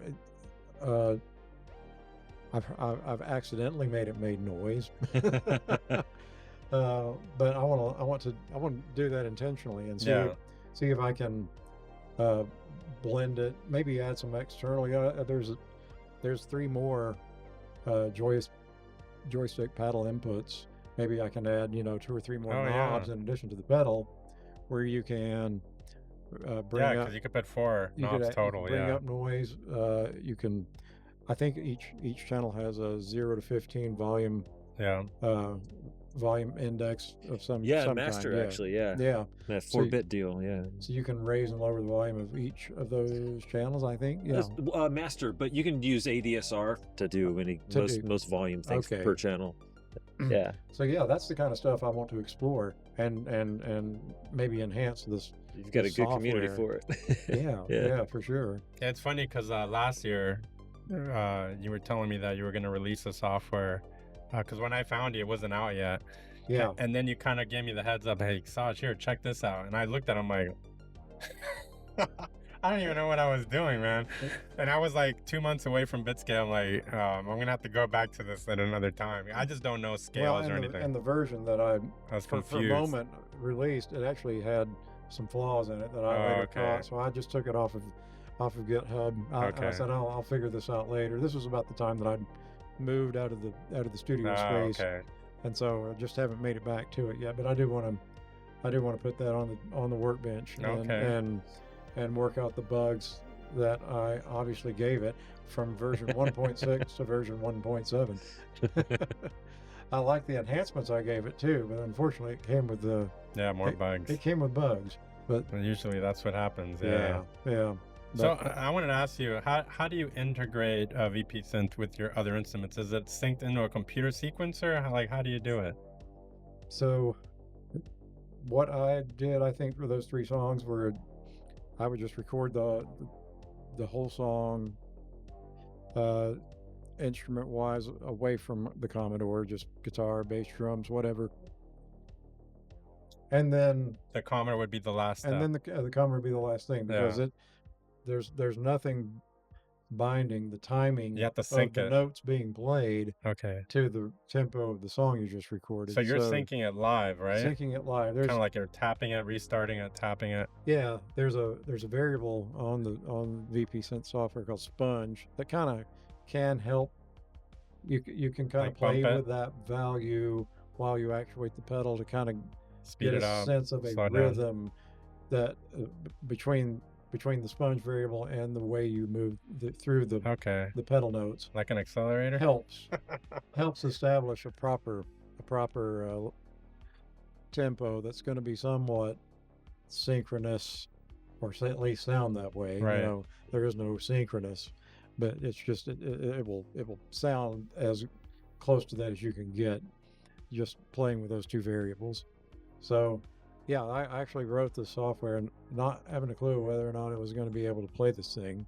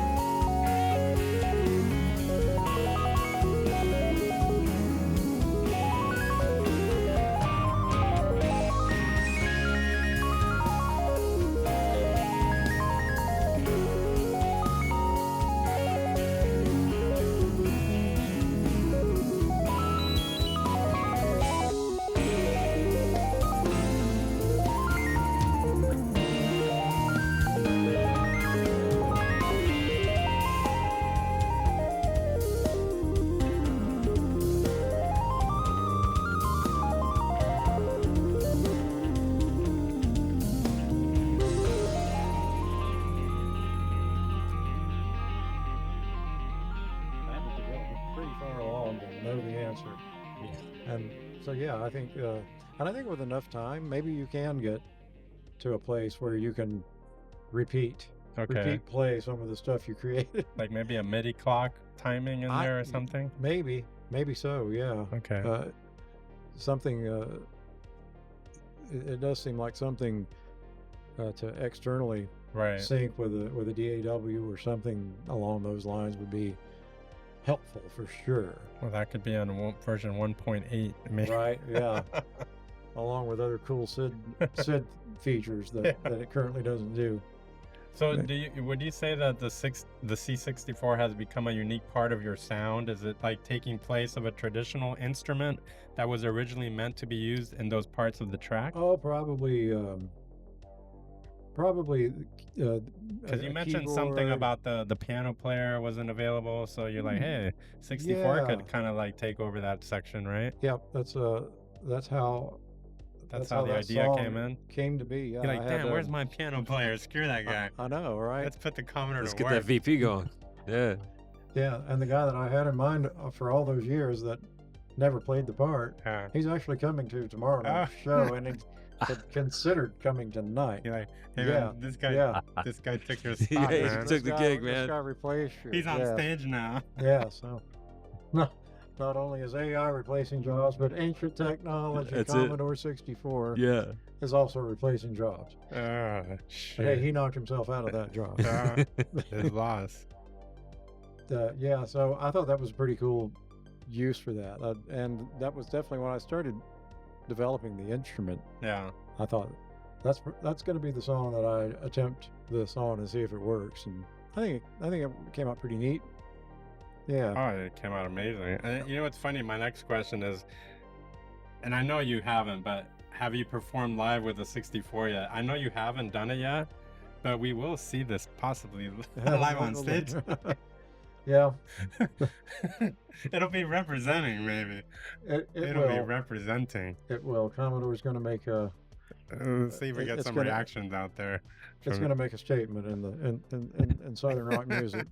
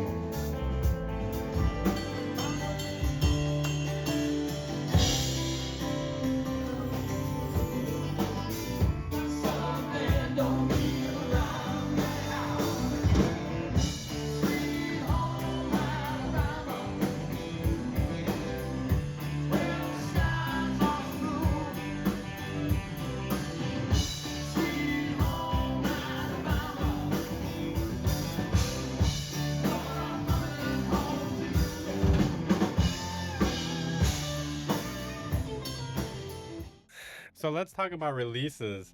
Do you have any tracks or projects out now that feature the Commodore? No, I haven't done anything that features the Commodore since last year's Bit-Scape songs. You got this right here, right?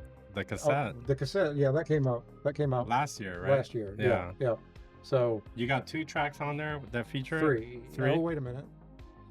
No, the third one is only on Bandcamp because the tape didn't allow for the extra song, so we just made it a 6-song cassette. So that's 7 songs on Bandcamp. So that was one Yeah. of my questions. So the Rough on the Surface track, it's the second track you played last year, and it's not on the album. I remember when you sent me the album, I was like, hey, what happened to that track? And I was like, so the reason is it didn't fit on the cassette? There was not enough tape room, But- because these tapes were purchased. But what about the CD? Is like a hidden bonus track on the CD maybe, or Yeah, because it's not on the playlist? it's not on the Bandcamp playlist. Okay, I'll have Really? to look into that. It's not on there. I thought that appeared, Really? and Wow. you have the. I went to Okay. Bandcamp to look for it, and I didn't even see it on there. I'm Interesting. like, is this like an extra track or? Okay, well I thought that's I had. interesting. I thought I had it mean, on there too. I love it. So you don't one of the songs where you don't know the meters at until the rhythm comes in. I love that. Right. I mean, Right. maybe you got to put it on the CD as a bonus track, hidden. Well, it's definitely on that too. Oh, okay. But I thought it was also on Bandcamp. But Yeah, I did too. I will investigate. Maybe something has changed. Could be. Yeah. Now,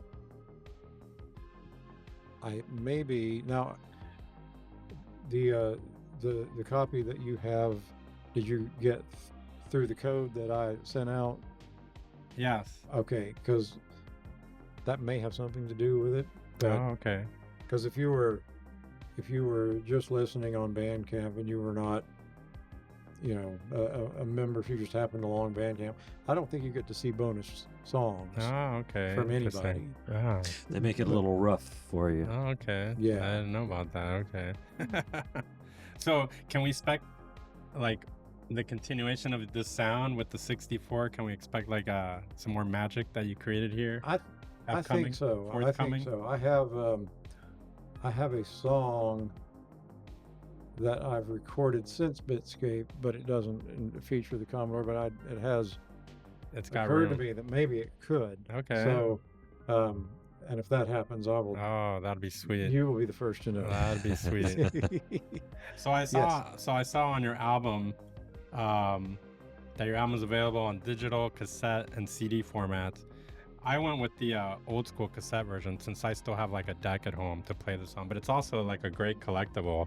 A lot of people are collecting vinyl and cassettes. So where can people buy your stuff? Is it just through Bandcamp? Is that where you're? Bandcamp is the primary place. You can listen to a couple of songs on Spotify, Okay. but physical media purchase is limited to Bandcamp, I think. Okay. Yes. And that Unless you find it on eBay.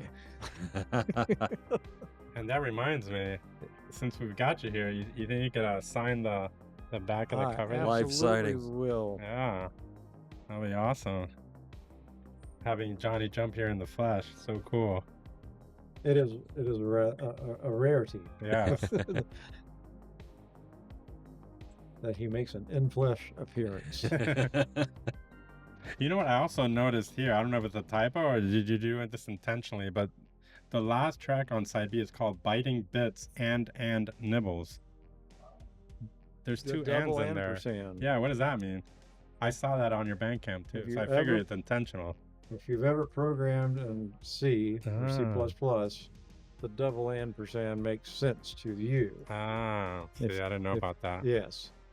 But So that's like an insider thing. that's for an the insider coders. thing. Yeah. It's a coder thing. Even though I don't do a lot of high-level language programming in C, Okay. I like programming in BASIC, but yeah, BASIC and assembly, that's kind of my go-to languages. Yeah. Well, Yeah. that's Both the ends of the best, really. spectrum. So this is your very own Johnny Jump Oh man, Yeah. look at that. signature. Show, Look at show that. to So the cool. audience there. I signed it upside down. I can't believe I did that. That's awesome. Upside down to what the front. That's okay. It's gonna Looks be like. sideways, so Yeah. that's so cool. So to wrap things up, we're gonna there's a double end there. I'm like, oh, okay, now I learned something new. So tangible record, that's your record label? That is my friend Bobby Webb. That's his creation, Okay. and I am an artist on it. Oh, okay. Yep. Nice. And I see more of these coming, but I've got a few songs that I want to release. Like I said already, I think one of those has room for Commodore Okay. synth sounds. Oh, nice. Well, Yeah, we're really excited to hear more of that. That's Yeah, for sure. there's a break in the clouds here. Yeah. for sure. So let me see here. So before we wrap this up, you have any advice for musicians thinking about diving into vintage gear like the Commodore, like in their music? Wow. Well, I feel like I'm a special case because I'm a musician that also is a tech guy that knows, the inner workings of this stuff, which it's kind of a rare thing to find. But I suppose there are plenty of people out there that would love to. Well, you created a program that doesn't exist. I created a program that doesn't exist. I don't know of yeah. any program that does algorithmic kind of stuff like that. Yeah. I mentioned to you a year ago that I remember a game on the Atari, Ball Blazer. Ball Blazer. Yeah. And that's got a breakdown. Do you remember the music for that? It's algorithmic. So every time you load the game, it's different.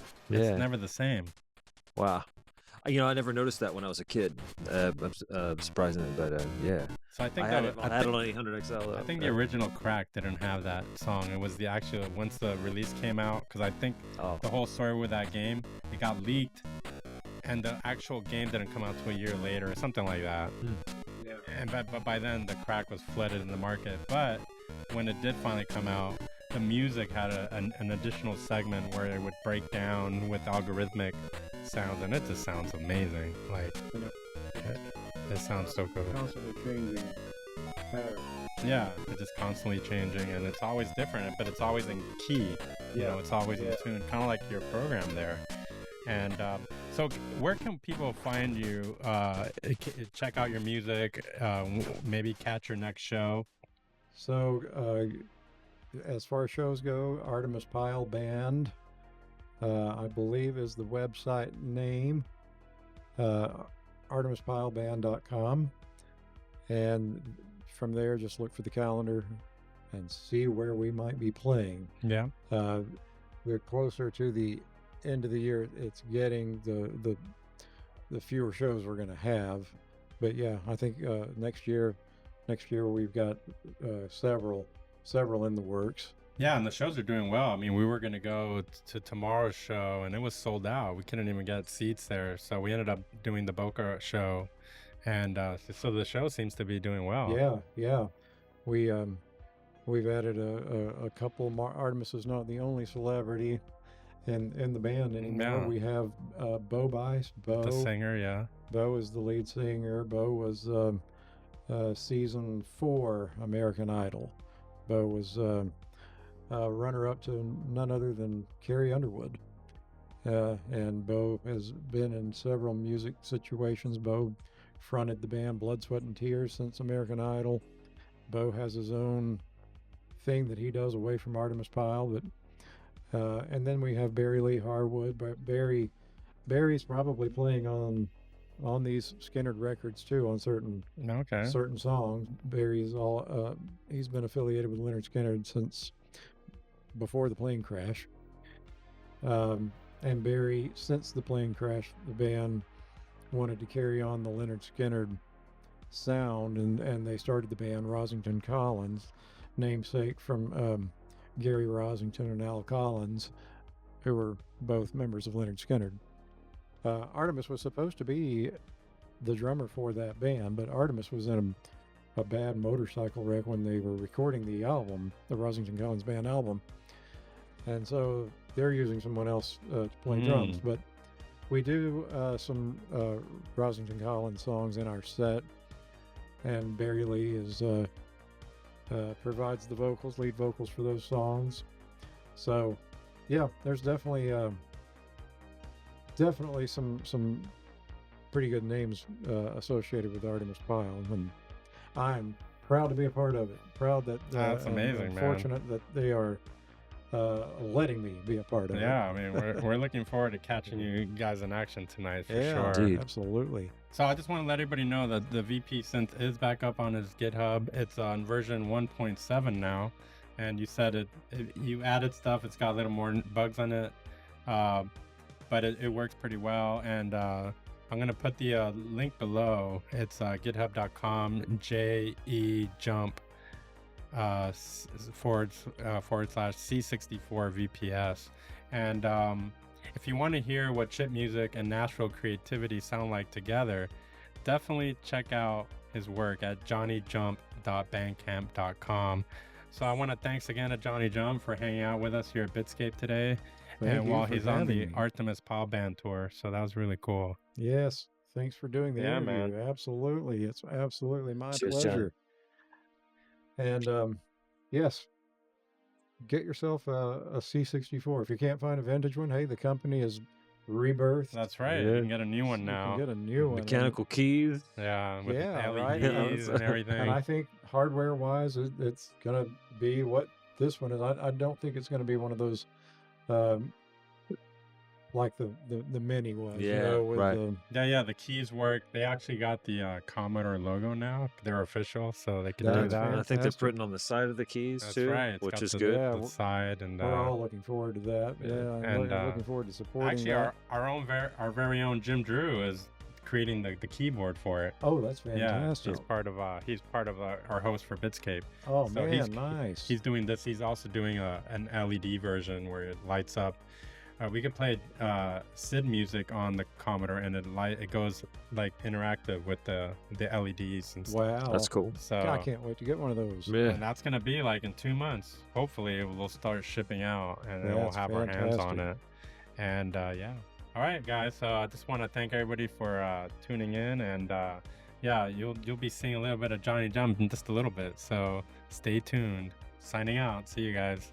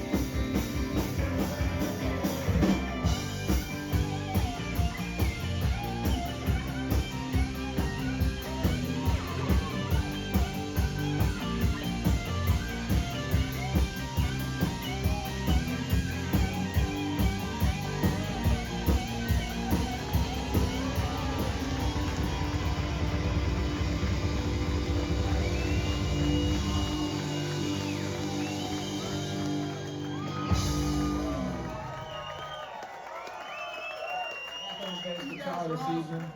My childhood friend. We grew up in the same neighborhood, and we've been running together ever since. He's played with Wade Hayes, he's played with Vern Gosden, he's played with Red Aiken. That's Mr. John Jump back on the bass. And I introduced you to this fellow right here earlier. He's a Southern rock legend right there, Mr. Barry Lee Harwood.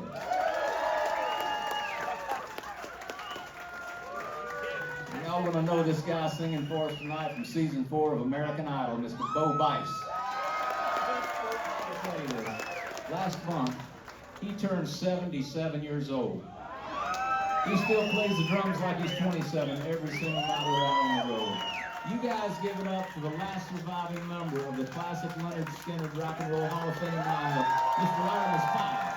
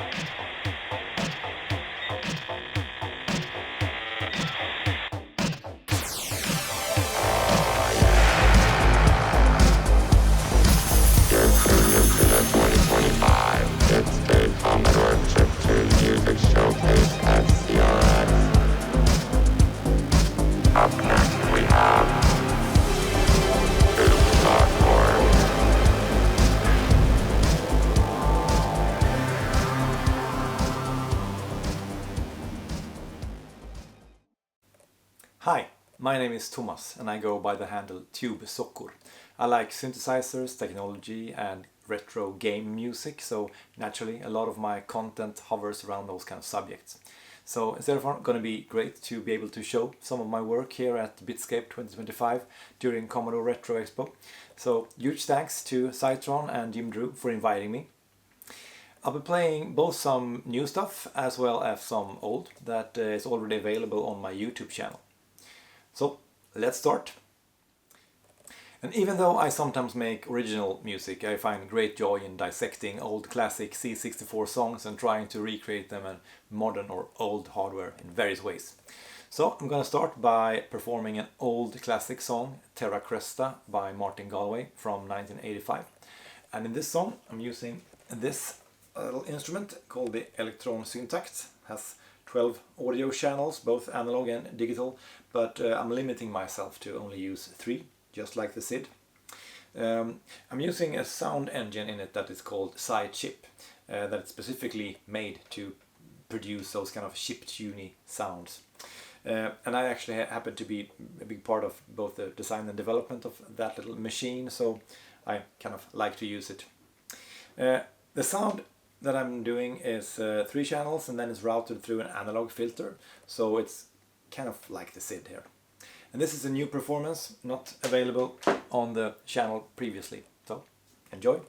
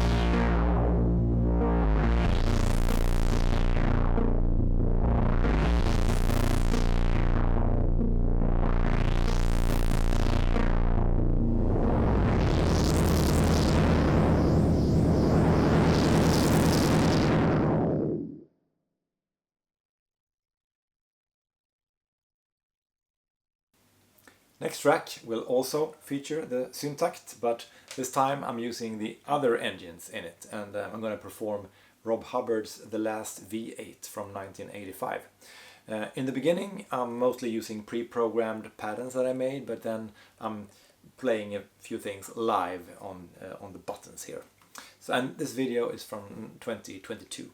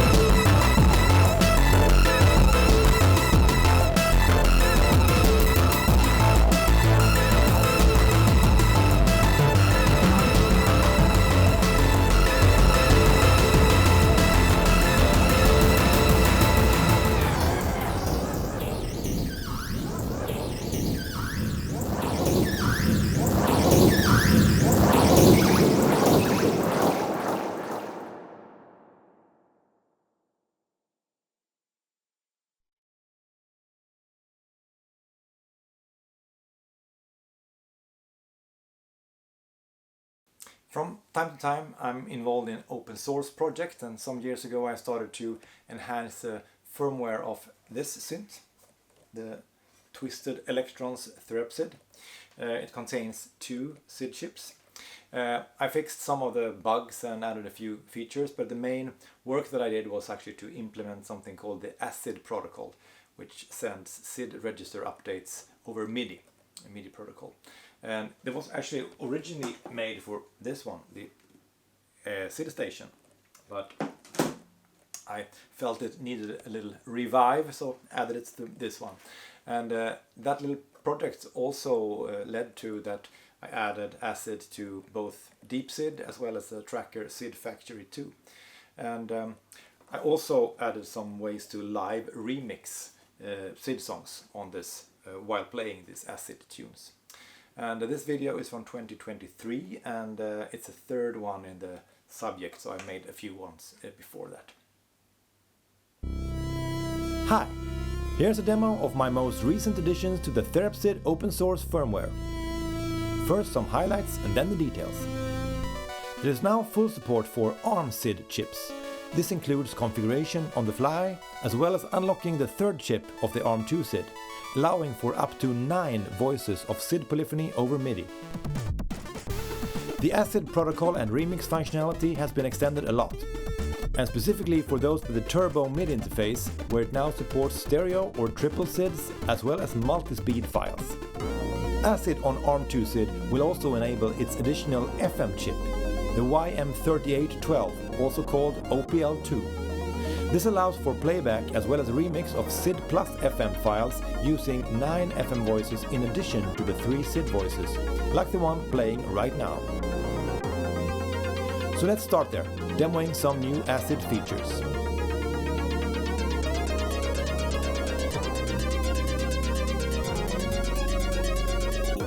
Alright, in a SID plus FM song, the 3 SID voices are located on the first chip. Active waveforms are indicated by the LEDs on the left-hand side. By turning these knobs, a lot of SID parameters can be modified.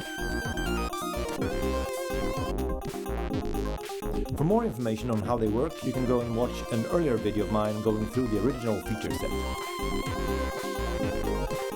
The 9 FM channels are located on the second chip. And by holding the loop button on this side, we can enable visualization and remixing of that certain chip. So we now see the 9 FM channels flashing. Channel 1 is here, and then it goes to 9 here. To mute one of the channels, just press the button. As a side note, the OPL2 actually has an 11 voice mode as well, with 6 melody sounds and 5 drum sounds. That mode is also implemented, but I haven't found any song yet using it, so I couldn't test it. Anyway, the OPL2 has 2 operators on each channel, and the volumes of these can be controlled. On the left-hand side, we have operator 1 volume with the first channel here, and the last one here, similarly placed like the mute buttons. And on the right-hand side, we have the same setup, but for operator 2.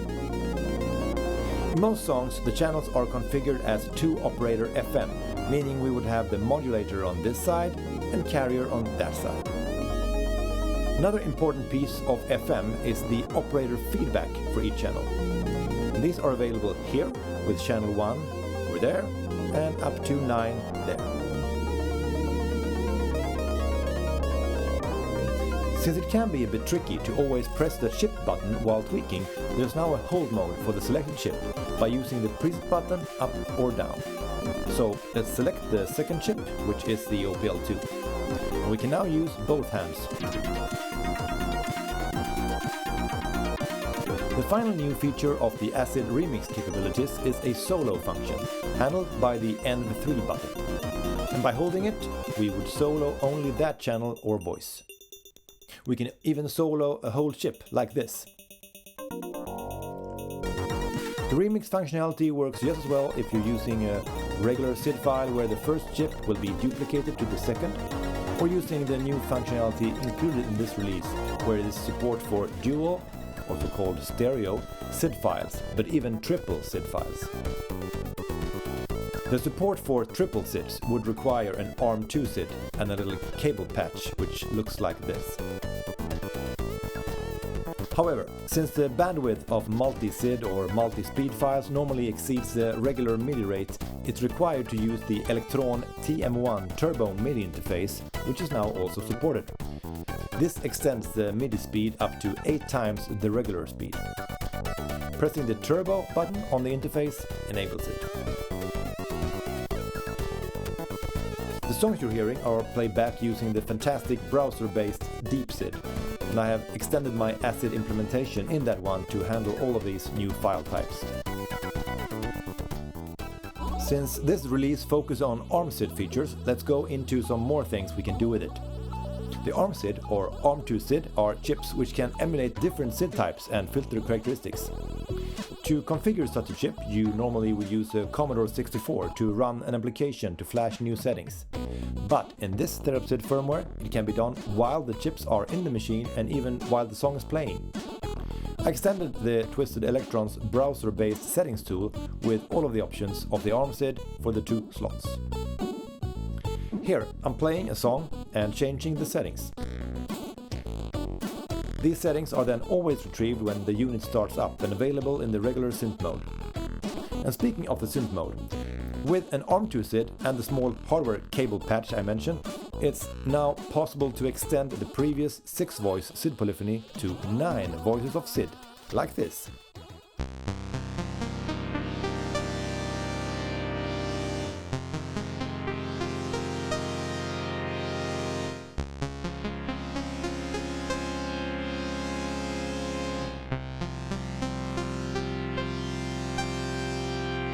There's also a few other things added, some bug fixes, but also an improved detune mode.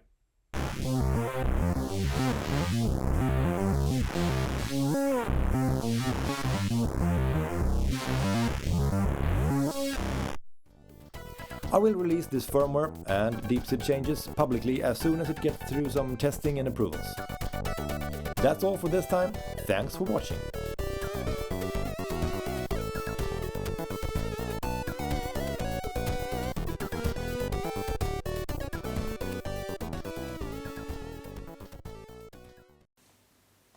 Something that I think is fun is to reverse engineer old 8-bit assembly programs, and I actually have several products where I try to add features to old 80s synths. But in this video I was analyzing Rob Hubbard's driver to his C64 game Commando from, once again, 1985. And also this time I used the Syntakt as the instrument. I will explain a few things in the video. So here goes.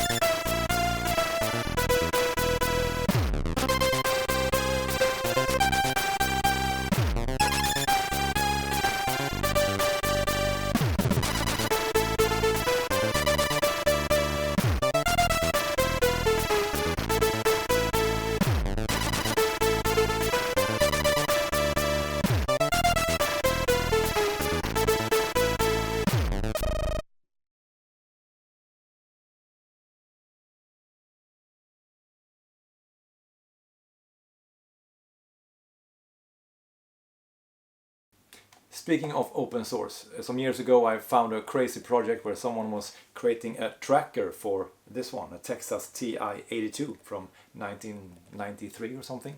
And they did it by placing Z80 assembly programs on the unit and then hijacking the communication port to play stereo 1-bit sounds.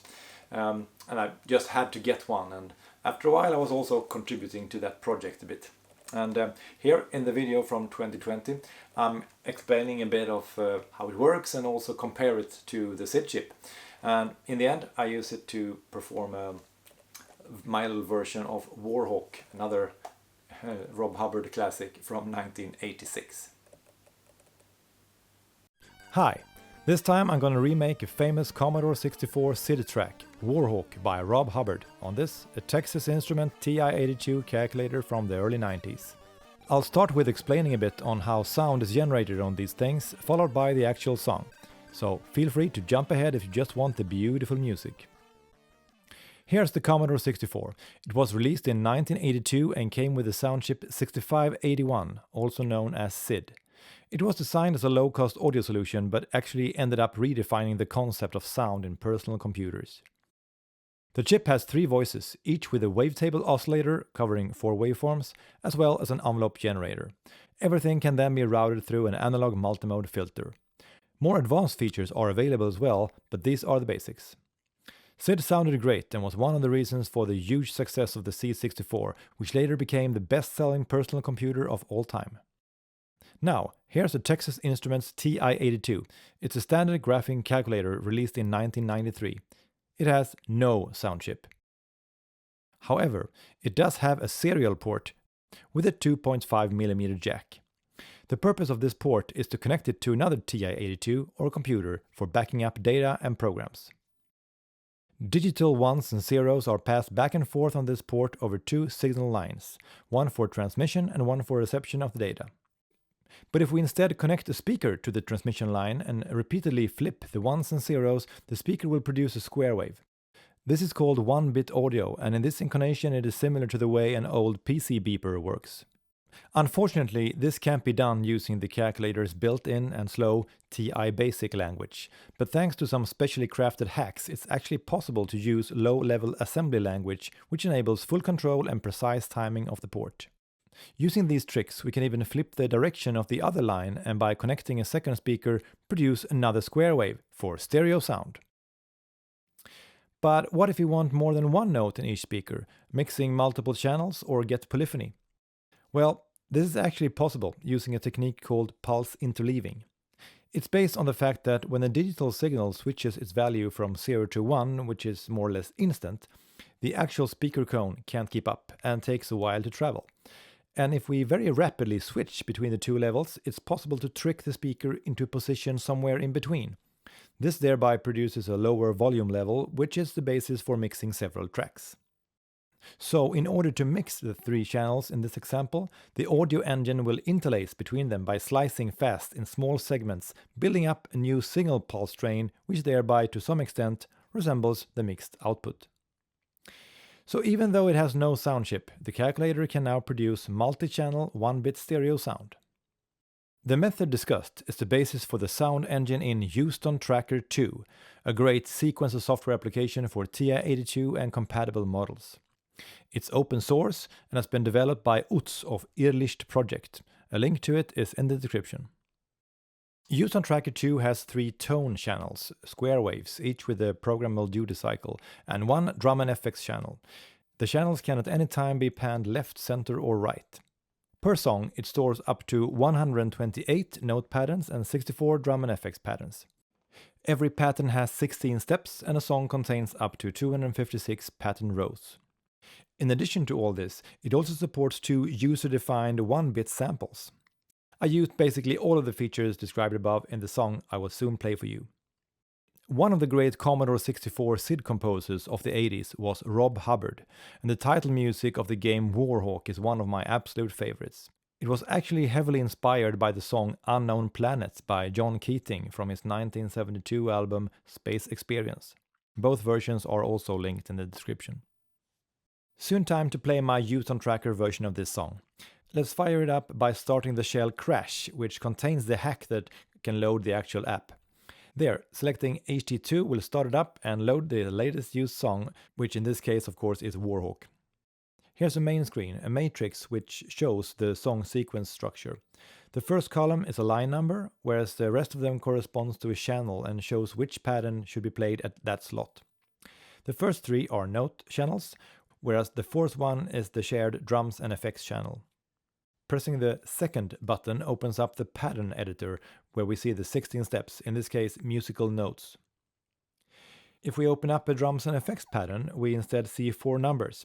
The first one corresponds to a drum or sample, the second one is an FX type selector, and the remaining 2 holds parameters for that effect. Typical effects could be setting a panning position, a duty cycle, or a pitch slide.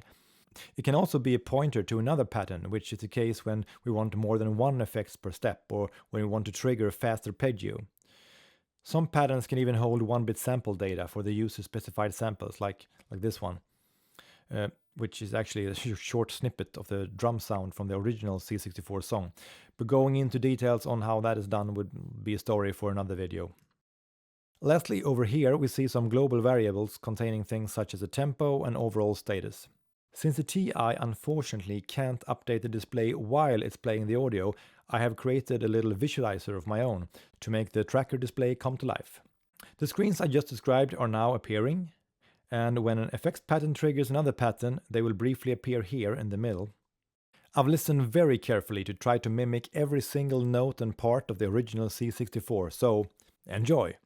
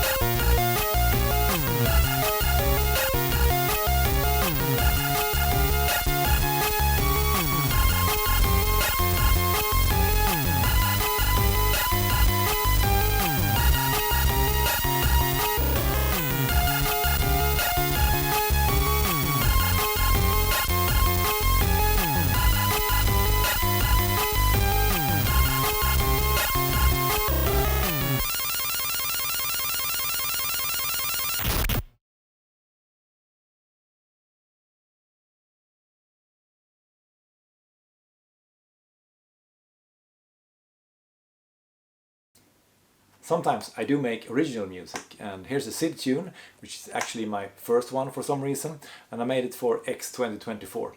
It's called Debut and Credit.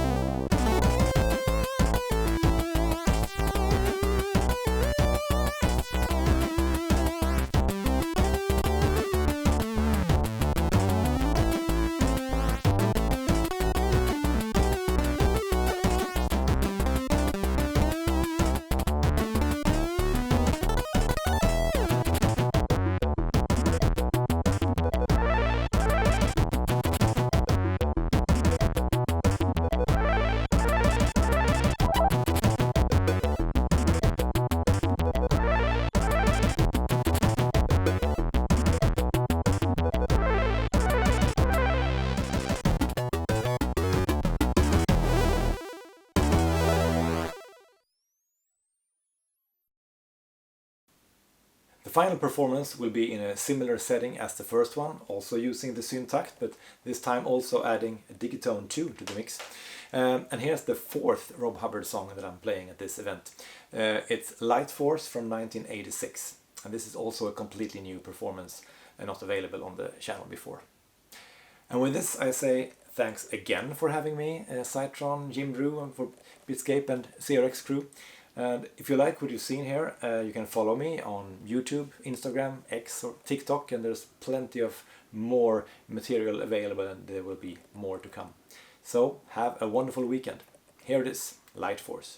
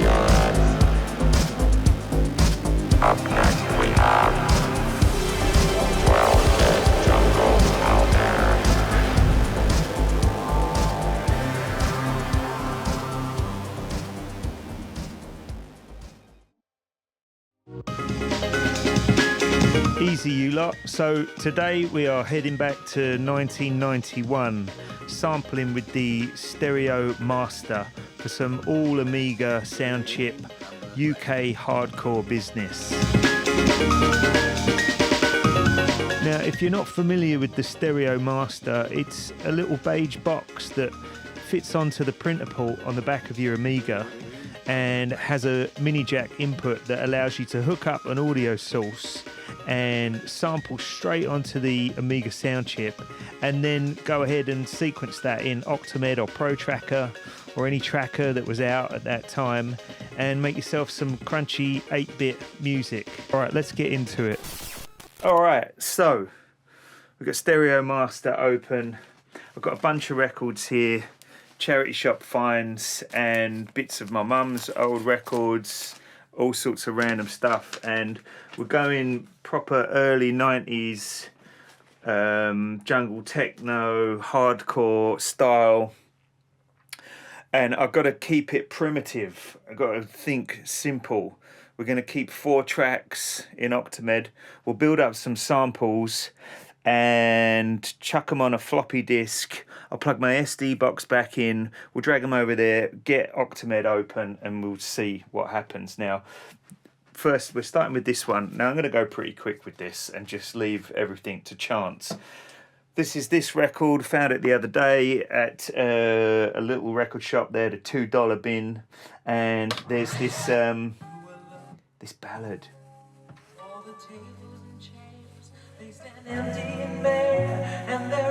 All right, so we're gonna grab that.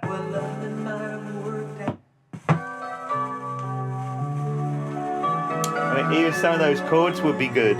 All right, so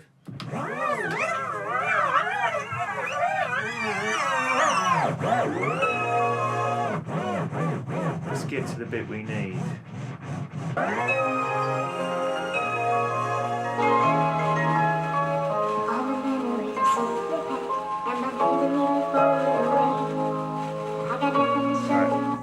There's our sample. Right, so what we'll do is let's just trim it back a bit, and we'll make sure, wait, magnifying glass here, I can zoom in a little bit. There's my one, so I'll just trim that down a little bit more, roughly at the moment. Zoom in. Right, I'm going to zoom out again just because I'm not sure if I missed the one there. So zoom in. 3,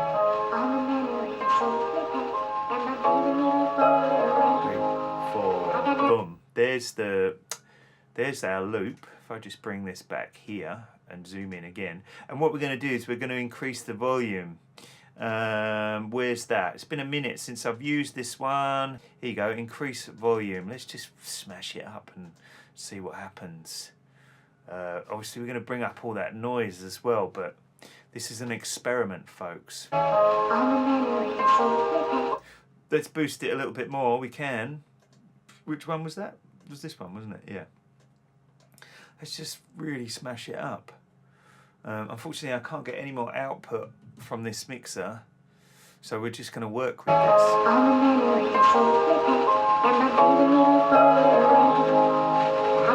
Let's try and get a loop. All right, that is a dirty, dirty sample. Let's try and get a loop. Where was that one? It was like, it was there. Zoom in, right?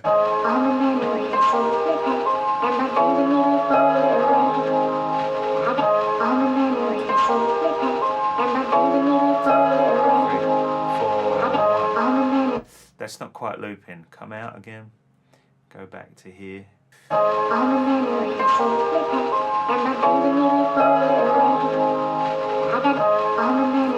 I'm going to roll with that, right? Let's save that one. Let's call it Ballad. All right. Okay. We'll just fit what we can on there. Let's just keep going, all right? So that's that. Now, I know there was a piano on this thing, so we're going to go for some shorter samples now. All right, so I just found another sample here.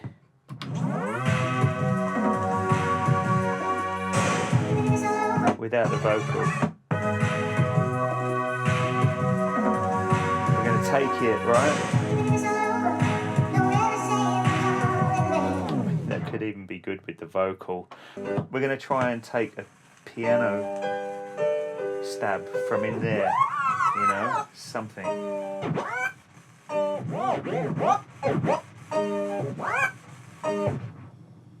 That is a noisy record. Let's do it. Let's just try and take a stab. All right, this sample's saved. That's the previous one.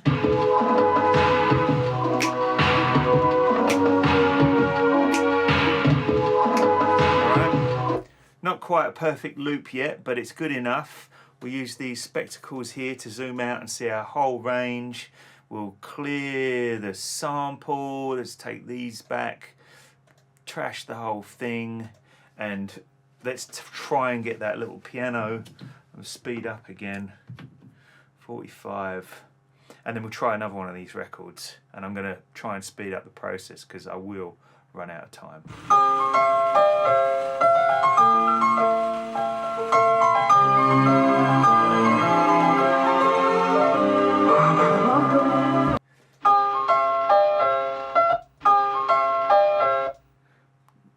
That one, I like that one. So save that as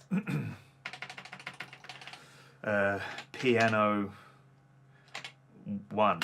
All right, we'll save that as piano 1. Now, let's move over, do another one of these records, right? And yeah, I think I probably won't go in on all of them. Let's just find a string or something now.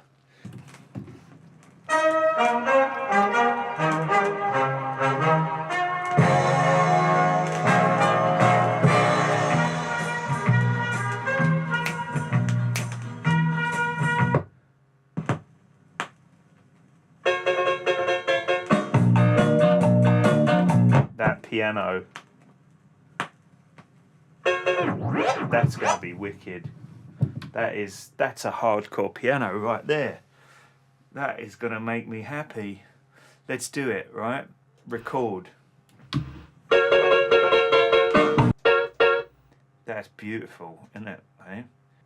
We're just gonna run with that. Save. It's another piano. We'll call it piano 2. All right. Go. Save it.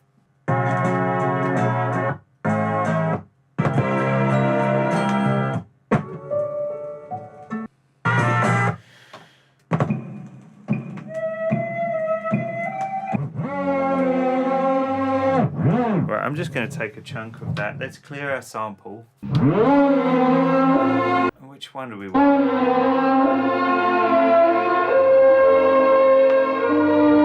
Why don't I take that one, because it's sort of got a tail at the end. Right, so what I'm going to do is we're going to... Let's find the thing. There is a thing where you can fade in. Look, fade out sample.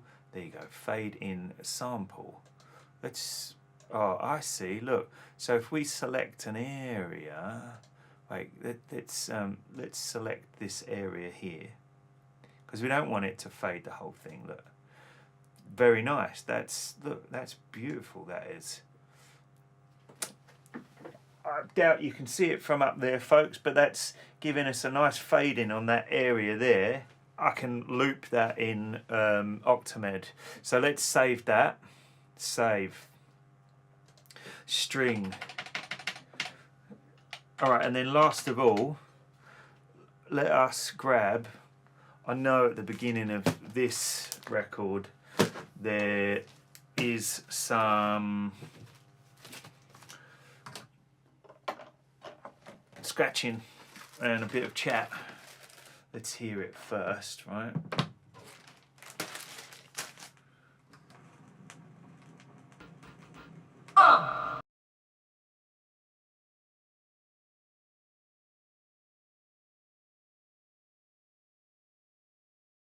That's all we need. Yeah, that last one will do me. Alright, so I'm just going to run you through. So we've got all of I've got the samples now on the SD box, and I've loaded up the track that I started the other day. All I've got in here so far are I don't know what octave I played these in. That's too fast. Let's go down. Alright, we've got this break here. That one there. Bit of a Hoover sound. Classic bass there. That. Nothing in there. That one. String. Yeah. Something reversed there. I think that's it so far. And together it's all sounding a bit like this.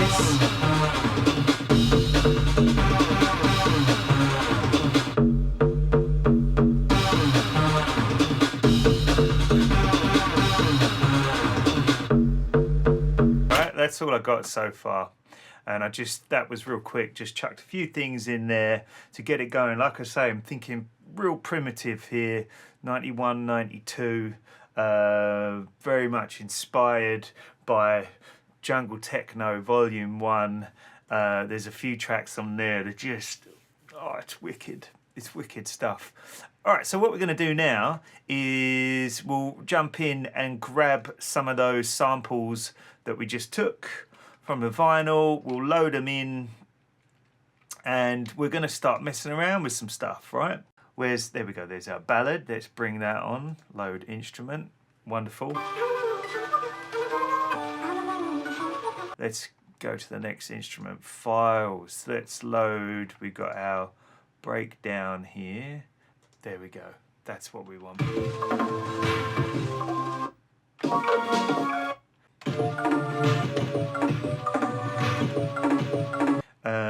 Next, another instrument. What's next here? We see that we've got our piano 1 and piano 2. Load instrument. That is just wicked. I love it. Next, let's get the other piano. That's great. All right, next instrument. Let's see. Piano string. Load instrument. Oh, I liked this one. Hey, I did.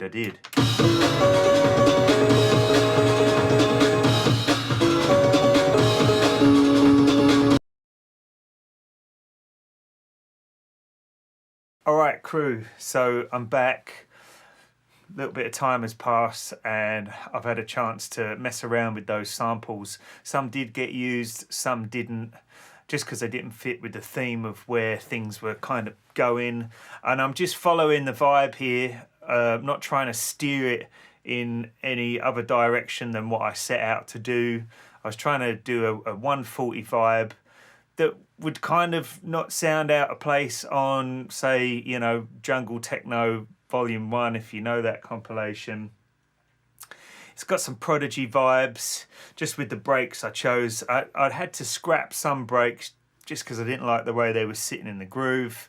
I found two that worked really well together, and of course I've got an Amen in there. Actually, let's do this. So I'll run you through the samples that I ended up using, right? I got this one. Well, it's not at the right pitch. You know, got that one. We got this classic Hoover sound there. Bit of a donk bass. We got that. That's from a bunch of files that I already had in the SD box. We got the Fool's Gold break. All right. We got this. Has now been officially confirmed. Another one that was already on my SD box. This string, once again, was on the SD box. That was on the SD box. I've kind of cut that and reversed it. We've got an Amen. That's way out of pitch. All right, we got an Amen there. We got this one. That's from one of my records up there. We got the rap. We didn't use that in the end. Yeah, didn't bother using that in the end.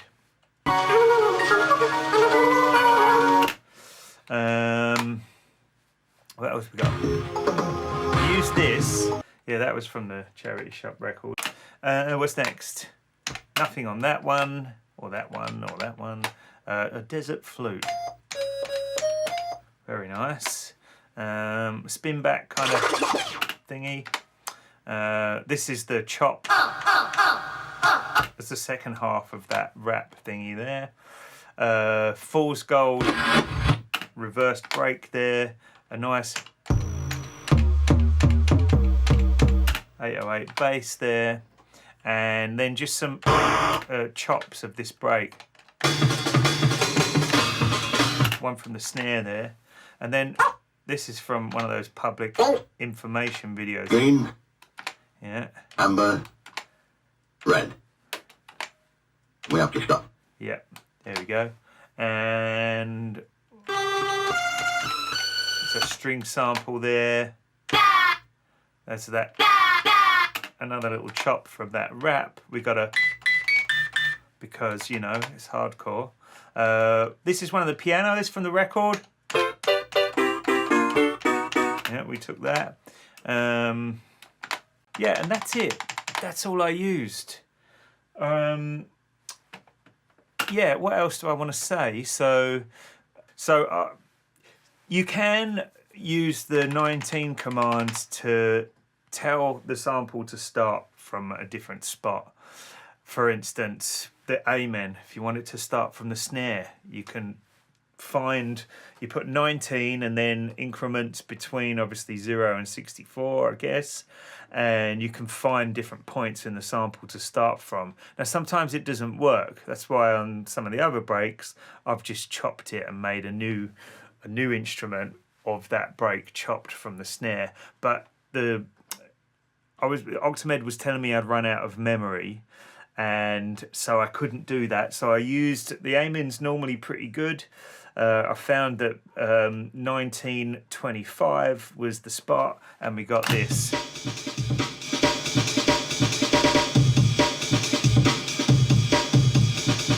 And I also did that, so that was 39 there, gave me the, from the right, from the cymbal.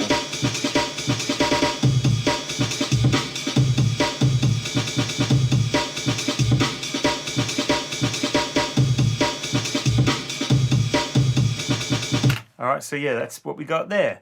What else did I do? Simple volume commands there. Yeah, just to get this delay sound on this piano. Hey.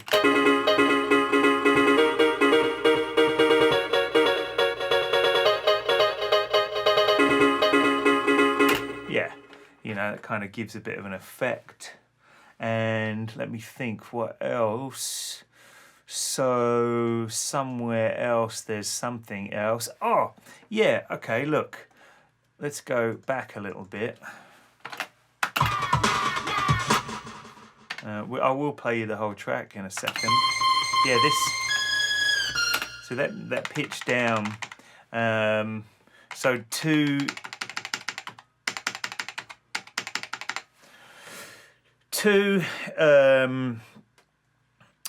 is a pitch down command. One is pitch up, and then so that happens in the 1, 2, third line there. If you put a 2 there, it'll pitch down by whatever number you put in here. Now you have to play around with this because depending, the behaviour is very different when you're using MIDI, and yeah, I've found here it just depends how you've got your pitch bend set up in whatever hardware you're using. So you just have to play around to find what number's going to give you the result that you want. I found 1 was enough to make that sound just pitch down a little bit before it hit the next note. So we get this.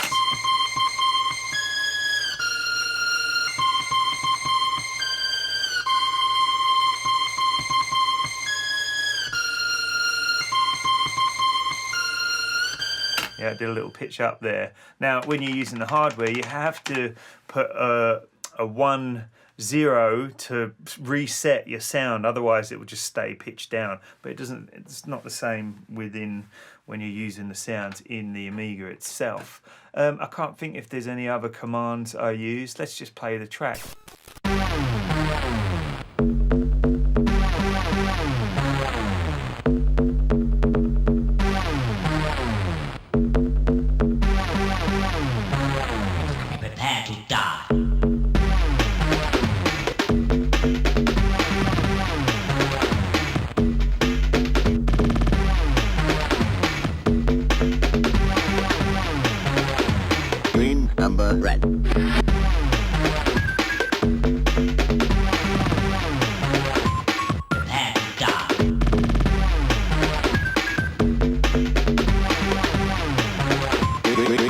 amber, red.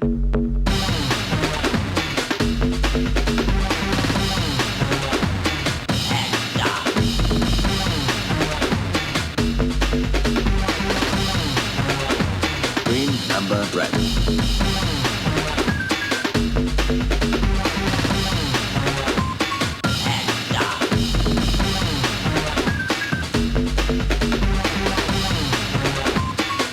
We have to stop.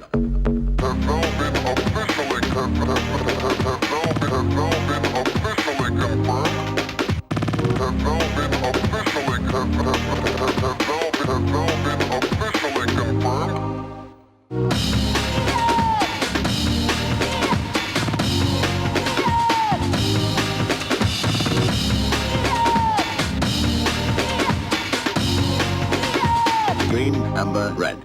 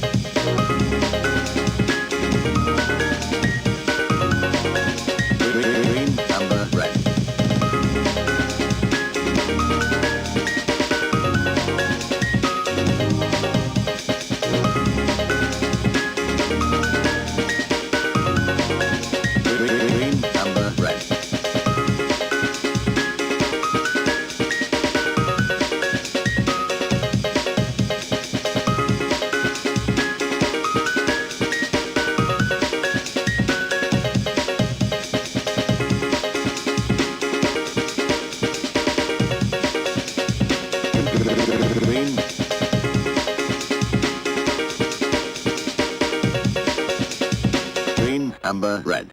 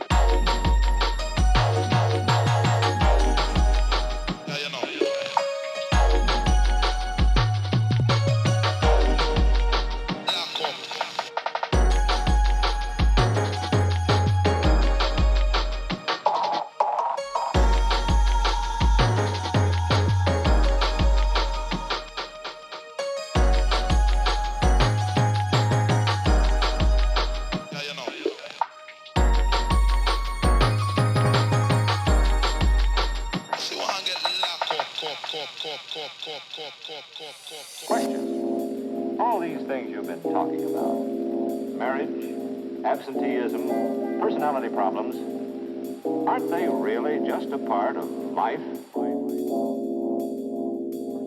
Personality problems. Life.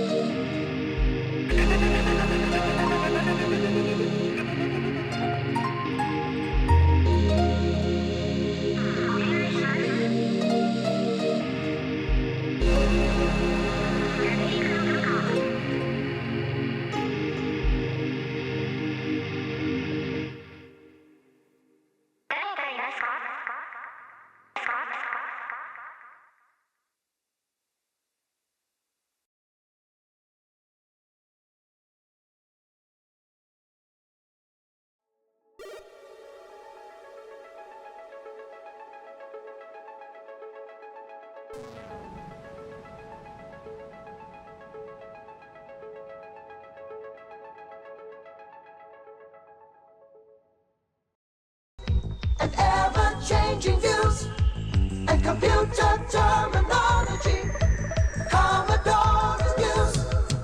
Are you keeping up with the Commodore? 'Cause the Commodore is keeping up with you. Are you keeping up with the Commodore? 'Cause the Commodore is keeping up with you.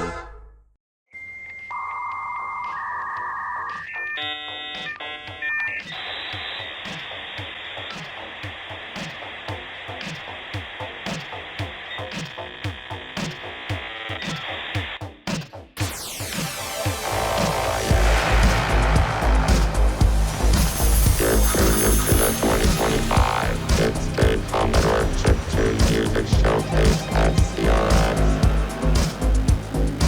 Up next we have DJ Space.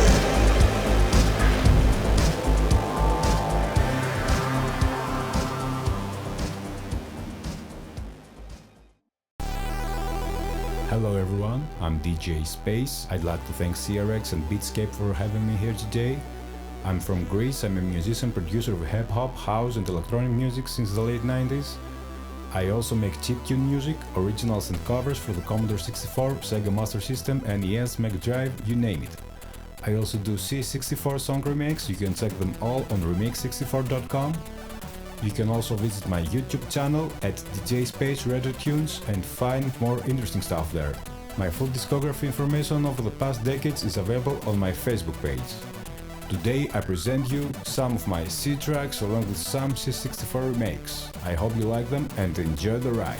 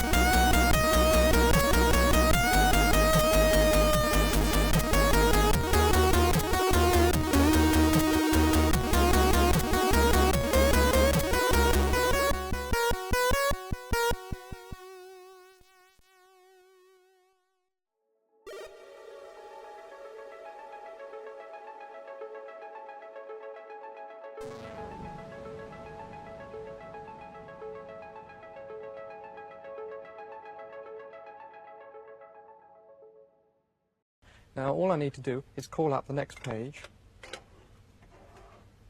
and we're ready to play it. So now if we type in P, M, full stop, P, C,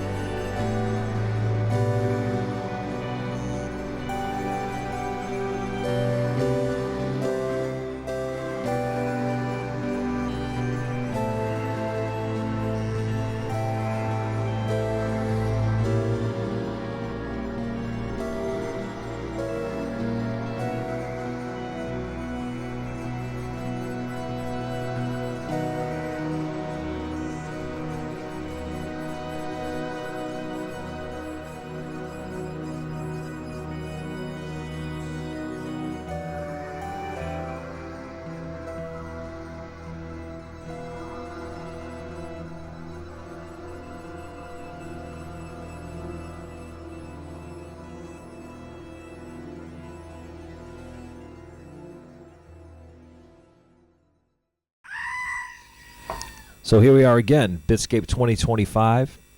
I feel like I just did one of these. I'm amped for the whole thing. I'm amped to see what everybody else is doing. It's awesome that Saj and Jim and everyone is putting this together again for another year. I'm digging it. My name is Steve, special name Divertigo. I did one of these last year. Here I am again. And the whole thing will be Commodore 64 centric. Of course, I've had one of these since the 80s. I grew up initially on Atari. My dad brought home a 2600 when I was in like kindergarten, and something about growing up with those primitive shapes and sounds on the TV and sort of deriving some sort of weird meaning from it with an impressionable brain. It's a strange way to come up, really, because that wasn't nostalgic. That's what was available. And I think that's cool. I like that life arc of technology that I've lived in. That's part of what goes into all this kind of stuff. We'll do some live performance stuff like you just saw. I'm gonna try and kind of do it live to tape. So if you've seen a performance, that's the that what you're seeing is what you're hearing, kind of thing. I've got to do a gig here in a couple weeks, so it's good practice. So we'll also have some tracker music as from last year. When you see the notes and all the numbers and letters on the screen, that means it's music that was essentially tracked or programmed for the Commodore. That's could be put on a disc and put in a machine in 1982, and it'll play that music. So it exhibits all the limitations of the machine when you see that. There's one that I added a little bit of this keyboard on, but generally you're seeing the three voices of this little synthesizer, and I did run it through a little bit of outboard gear here just to see how that came out, and a couple of other live performance pieces.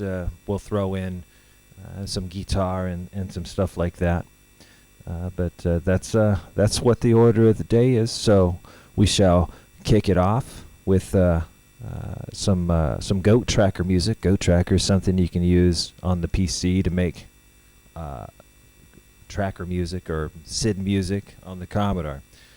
So we'll start off with that. There's also going to be some stuff from SID Wizard as well, and you'll be able to see that on the screen. That's something you use on the Commodore to make music on the Commodore. So I've done both of those over the years. Let's kick it off with some Goat Tracker.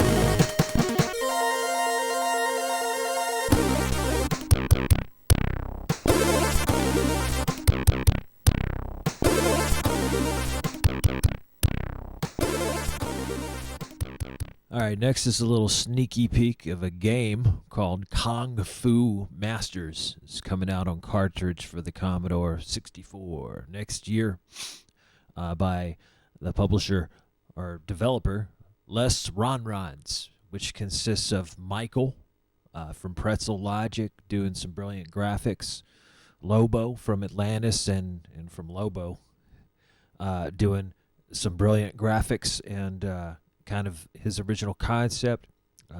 Honcho from Atlantis and Pretzel Logic, who is a brilliant artist but is doing the coding for this and doing some amazing work there, moving these things around the screen and whatever sorcery is required to make these sort of games. And then I come in and get to do the bleeps and bloops with the guys. So it's very cool looking game, and we'll give you a little preview of it right here on the old Teensy ROM cartridge image.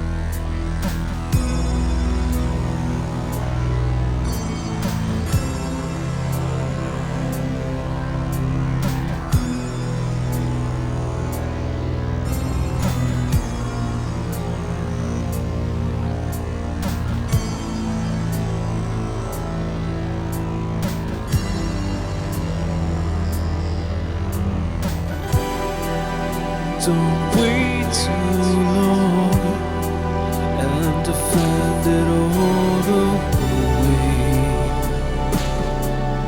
and die.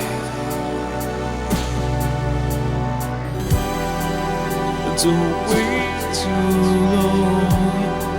From the shadow you look away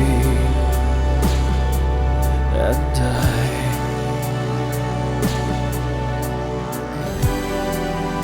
You savor the fight, and the words will fall away and die.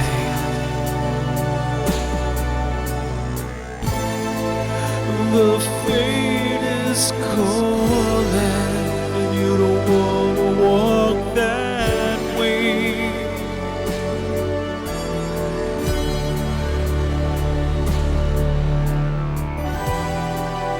Don't wait too long, I'll defend it all away and die.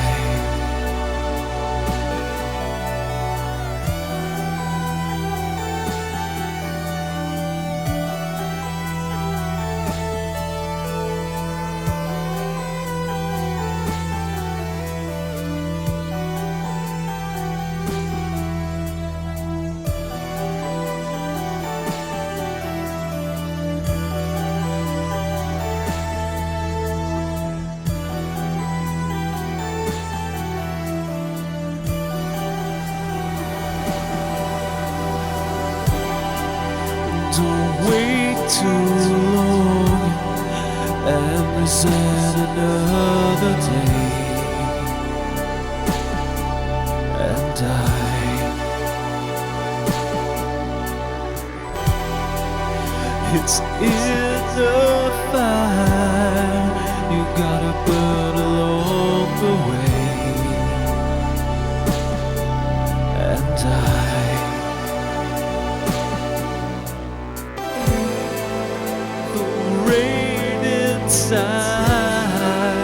It's part of the way.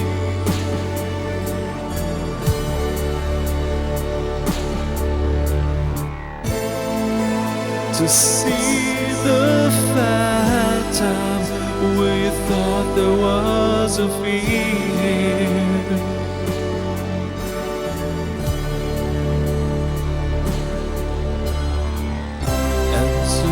It's falling away now, and you see my heart.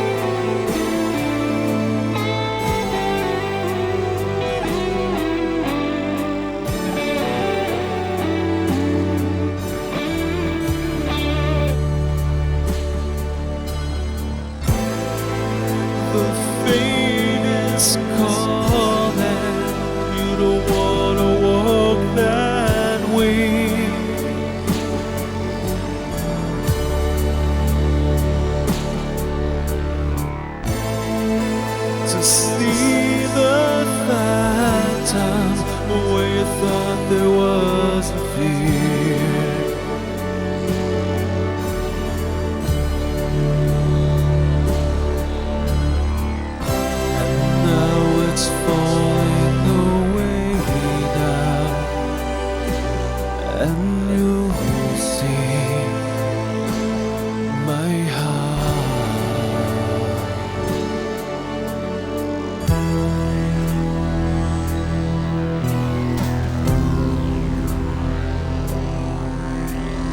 phantom fears, phantom fears, phantom fears, phantom fears.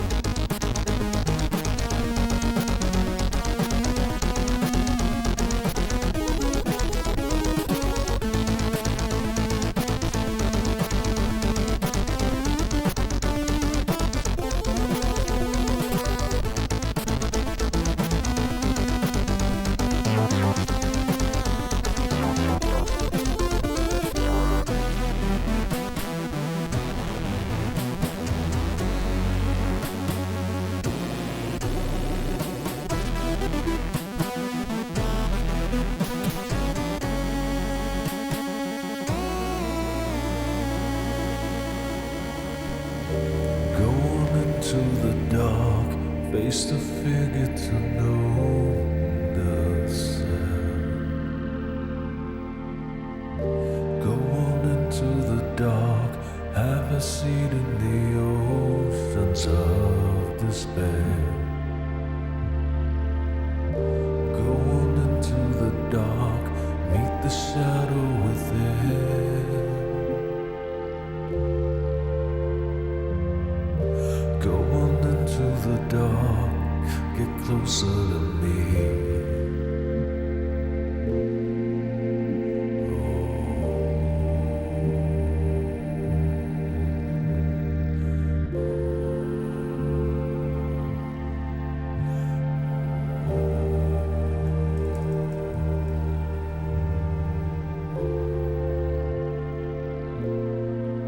Don't cover your pain.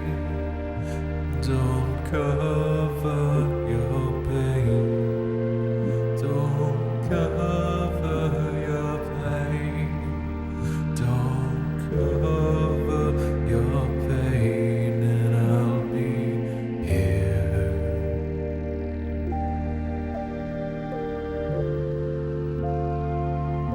I'll be here in the dark.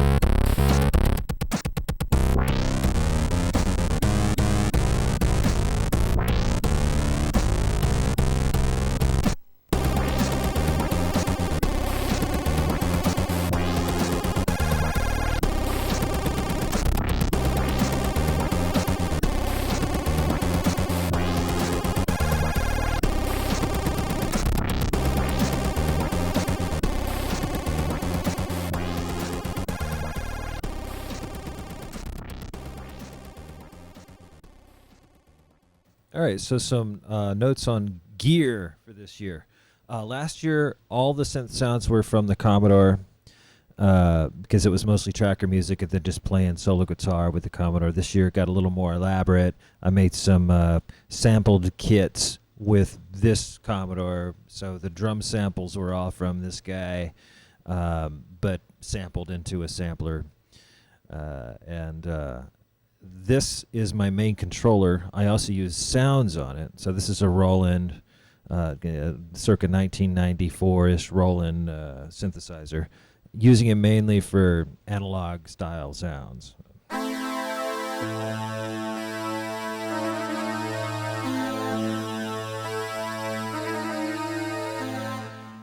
Bonus points for knowing what an ES game that is. So, and then for the Commodore sounds that I'm playing live, I use Sid Wizard for the MIDI control. So take away the Roland, just have the Commodore.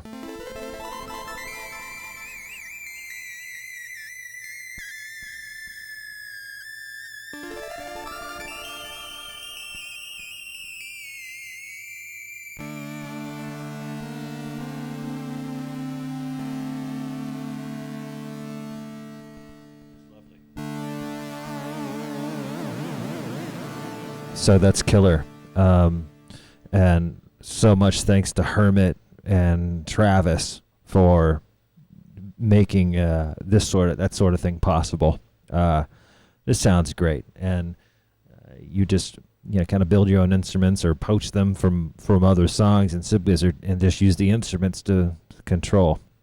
And it'll do up to 3 voices using the same patch that you have selected. So that's cool.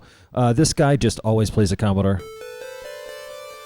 The Roland can be told to play the Commodore or not play the Commodore. Then there's the SY77 down here for FM synthesis. The Roland is normally controlling. It's not controlling right now. Well, I'm speaking into an SM58 microphone. I'm sure most of you know what that is. This is the Roland from the other side here, and the trusty goat that provides all of the tone.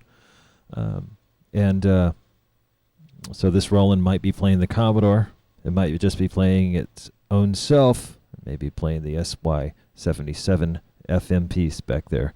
And this guy is always playing the Commodore, and through the pads it does routing and tells this synthesizer, what it's going to be controlling remotely. This is my guitar tone. It's this little Pocket Master, and this is a default patch. I just added some delay to it. My guitar is a Hills.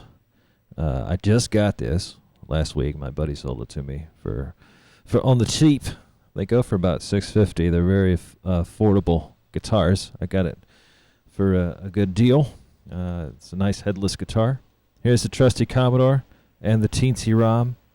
Really the trifecta is this guy, and this guy in terms of the sounds I get from a live playing perspective. It's great. I always run the Commodore through this Memory Man. I've been thinking about switching it up and trying different effects. I'm just pretty attached to this. This is my 1541 drive emulator, so I don't have to use a floppy drive. I have taken floppy drives to gigs and stuff like that and gotten nervous, so I'm kind of getting out of that. This guy is an actual SID player. You put an SD mini card in it and it plays SID files. I was gonna maybe use it, but didn't end up doing that. This is my MIDI routing device. It is a great piece by CME, and I think that about wraps it up. I did use this Alpha Juno for like a couple little plings and planks, then I took it out of the configuration. This is just a line mixer, and that's pretty much it. There's just other stuff that I didn't end up wiring and using. I'm instead of getting a huge floorboard Helix guitar thing, I'm experimenting with splitting my signal through a pedal in the 2 Pocket Masters and seeing what that gets me. But that's pretty much the deal as far as the little rig rundown. Okay, well that about wraps her up this year for the Divertigo portion of Bit-Scape. Thanks again to everybody. Again, thanks to everybody that makes the stuff. It's cool to be a part of this community, and I look forward to seeing what everybody else is has got going on this year. And we'll leave off on tradition. By tradition, I mean this is only the second Bit-Scape I've done, and last year I also did this at the end. Little season-appropriate jingle jangle. This is a song that is a Christmas song, but not always regarded as such. But with a little production, DMD did the graphics, and Robert did the coding, and I did the little bleepies for this little demo program at the end of 2020. I remember doing the music with one arm because I had torn a bicep. Not in the extreme masculine way of lifting unfathomable weight, but rather jumping on a pull-up bar. But anyway, did a couple Sid tunes with the right hand there. So we'll leave off on that, and I hope it finds everybody well. Cheers.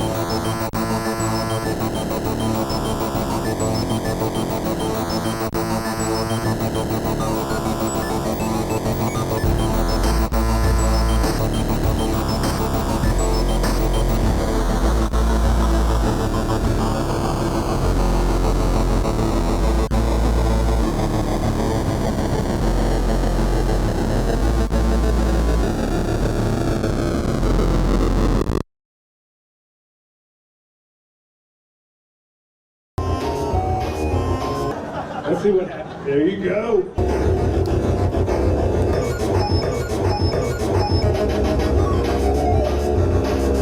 I don't know what you're saying, but we're thinking the same thing. I got one more good song. This is the last one. You got to give your 166%, and then me and you are gonna go throw up in the parking lot later. But nobody has partied harder than this girl right here.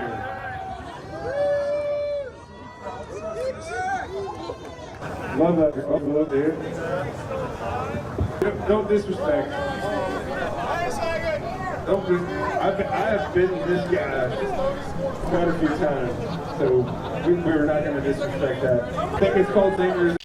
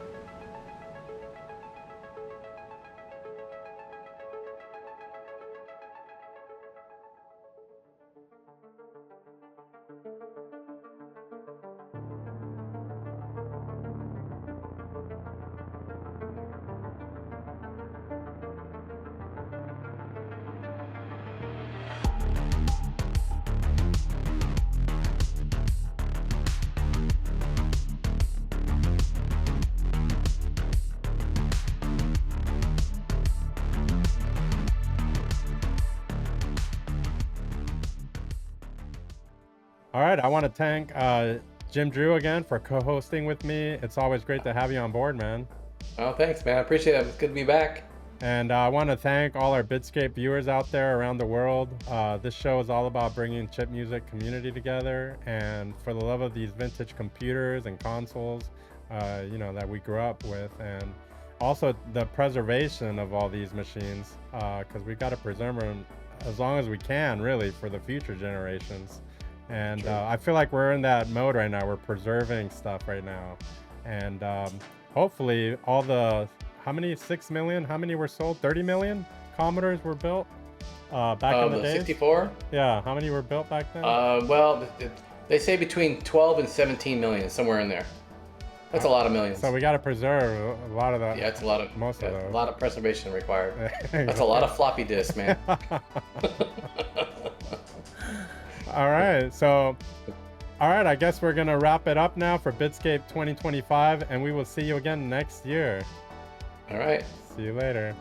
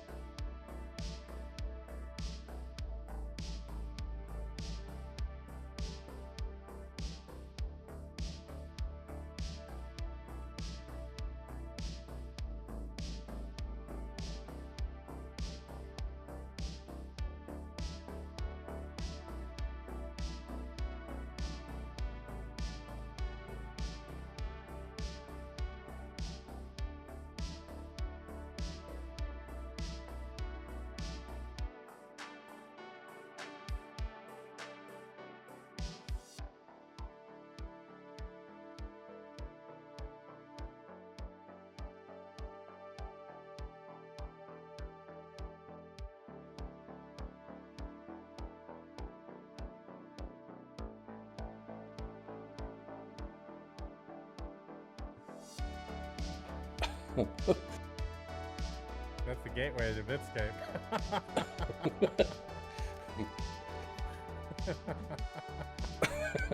Ta-da! Wow, you're in the grid, man. You went in the grid. You got a lot of bloopers here. Alright, guys. Thank you for tuning in, and Jim, thank you again, and thanks, man. See you later, man.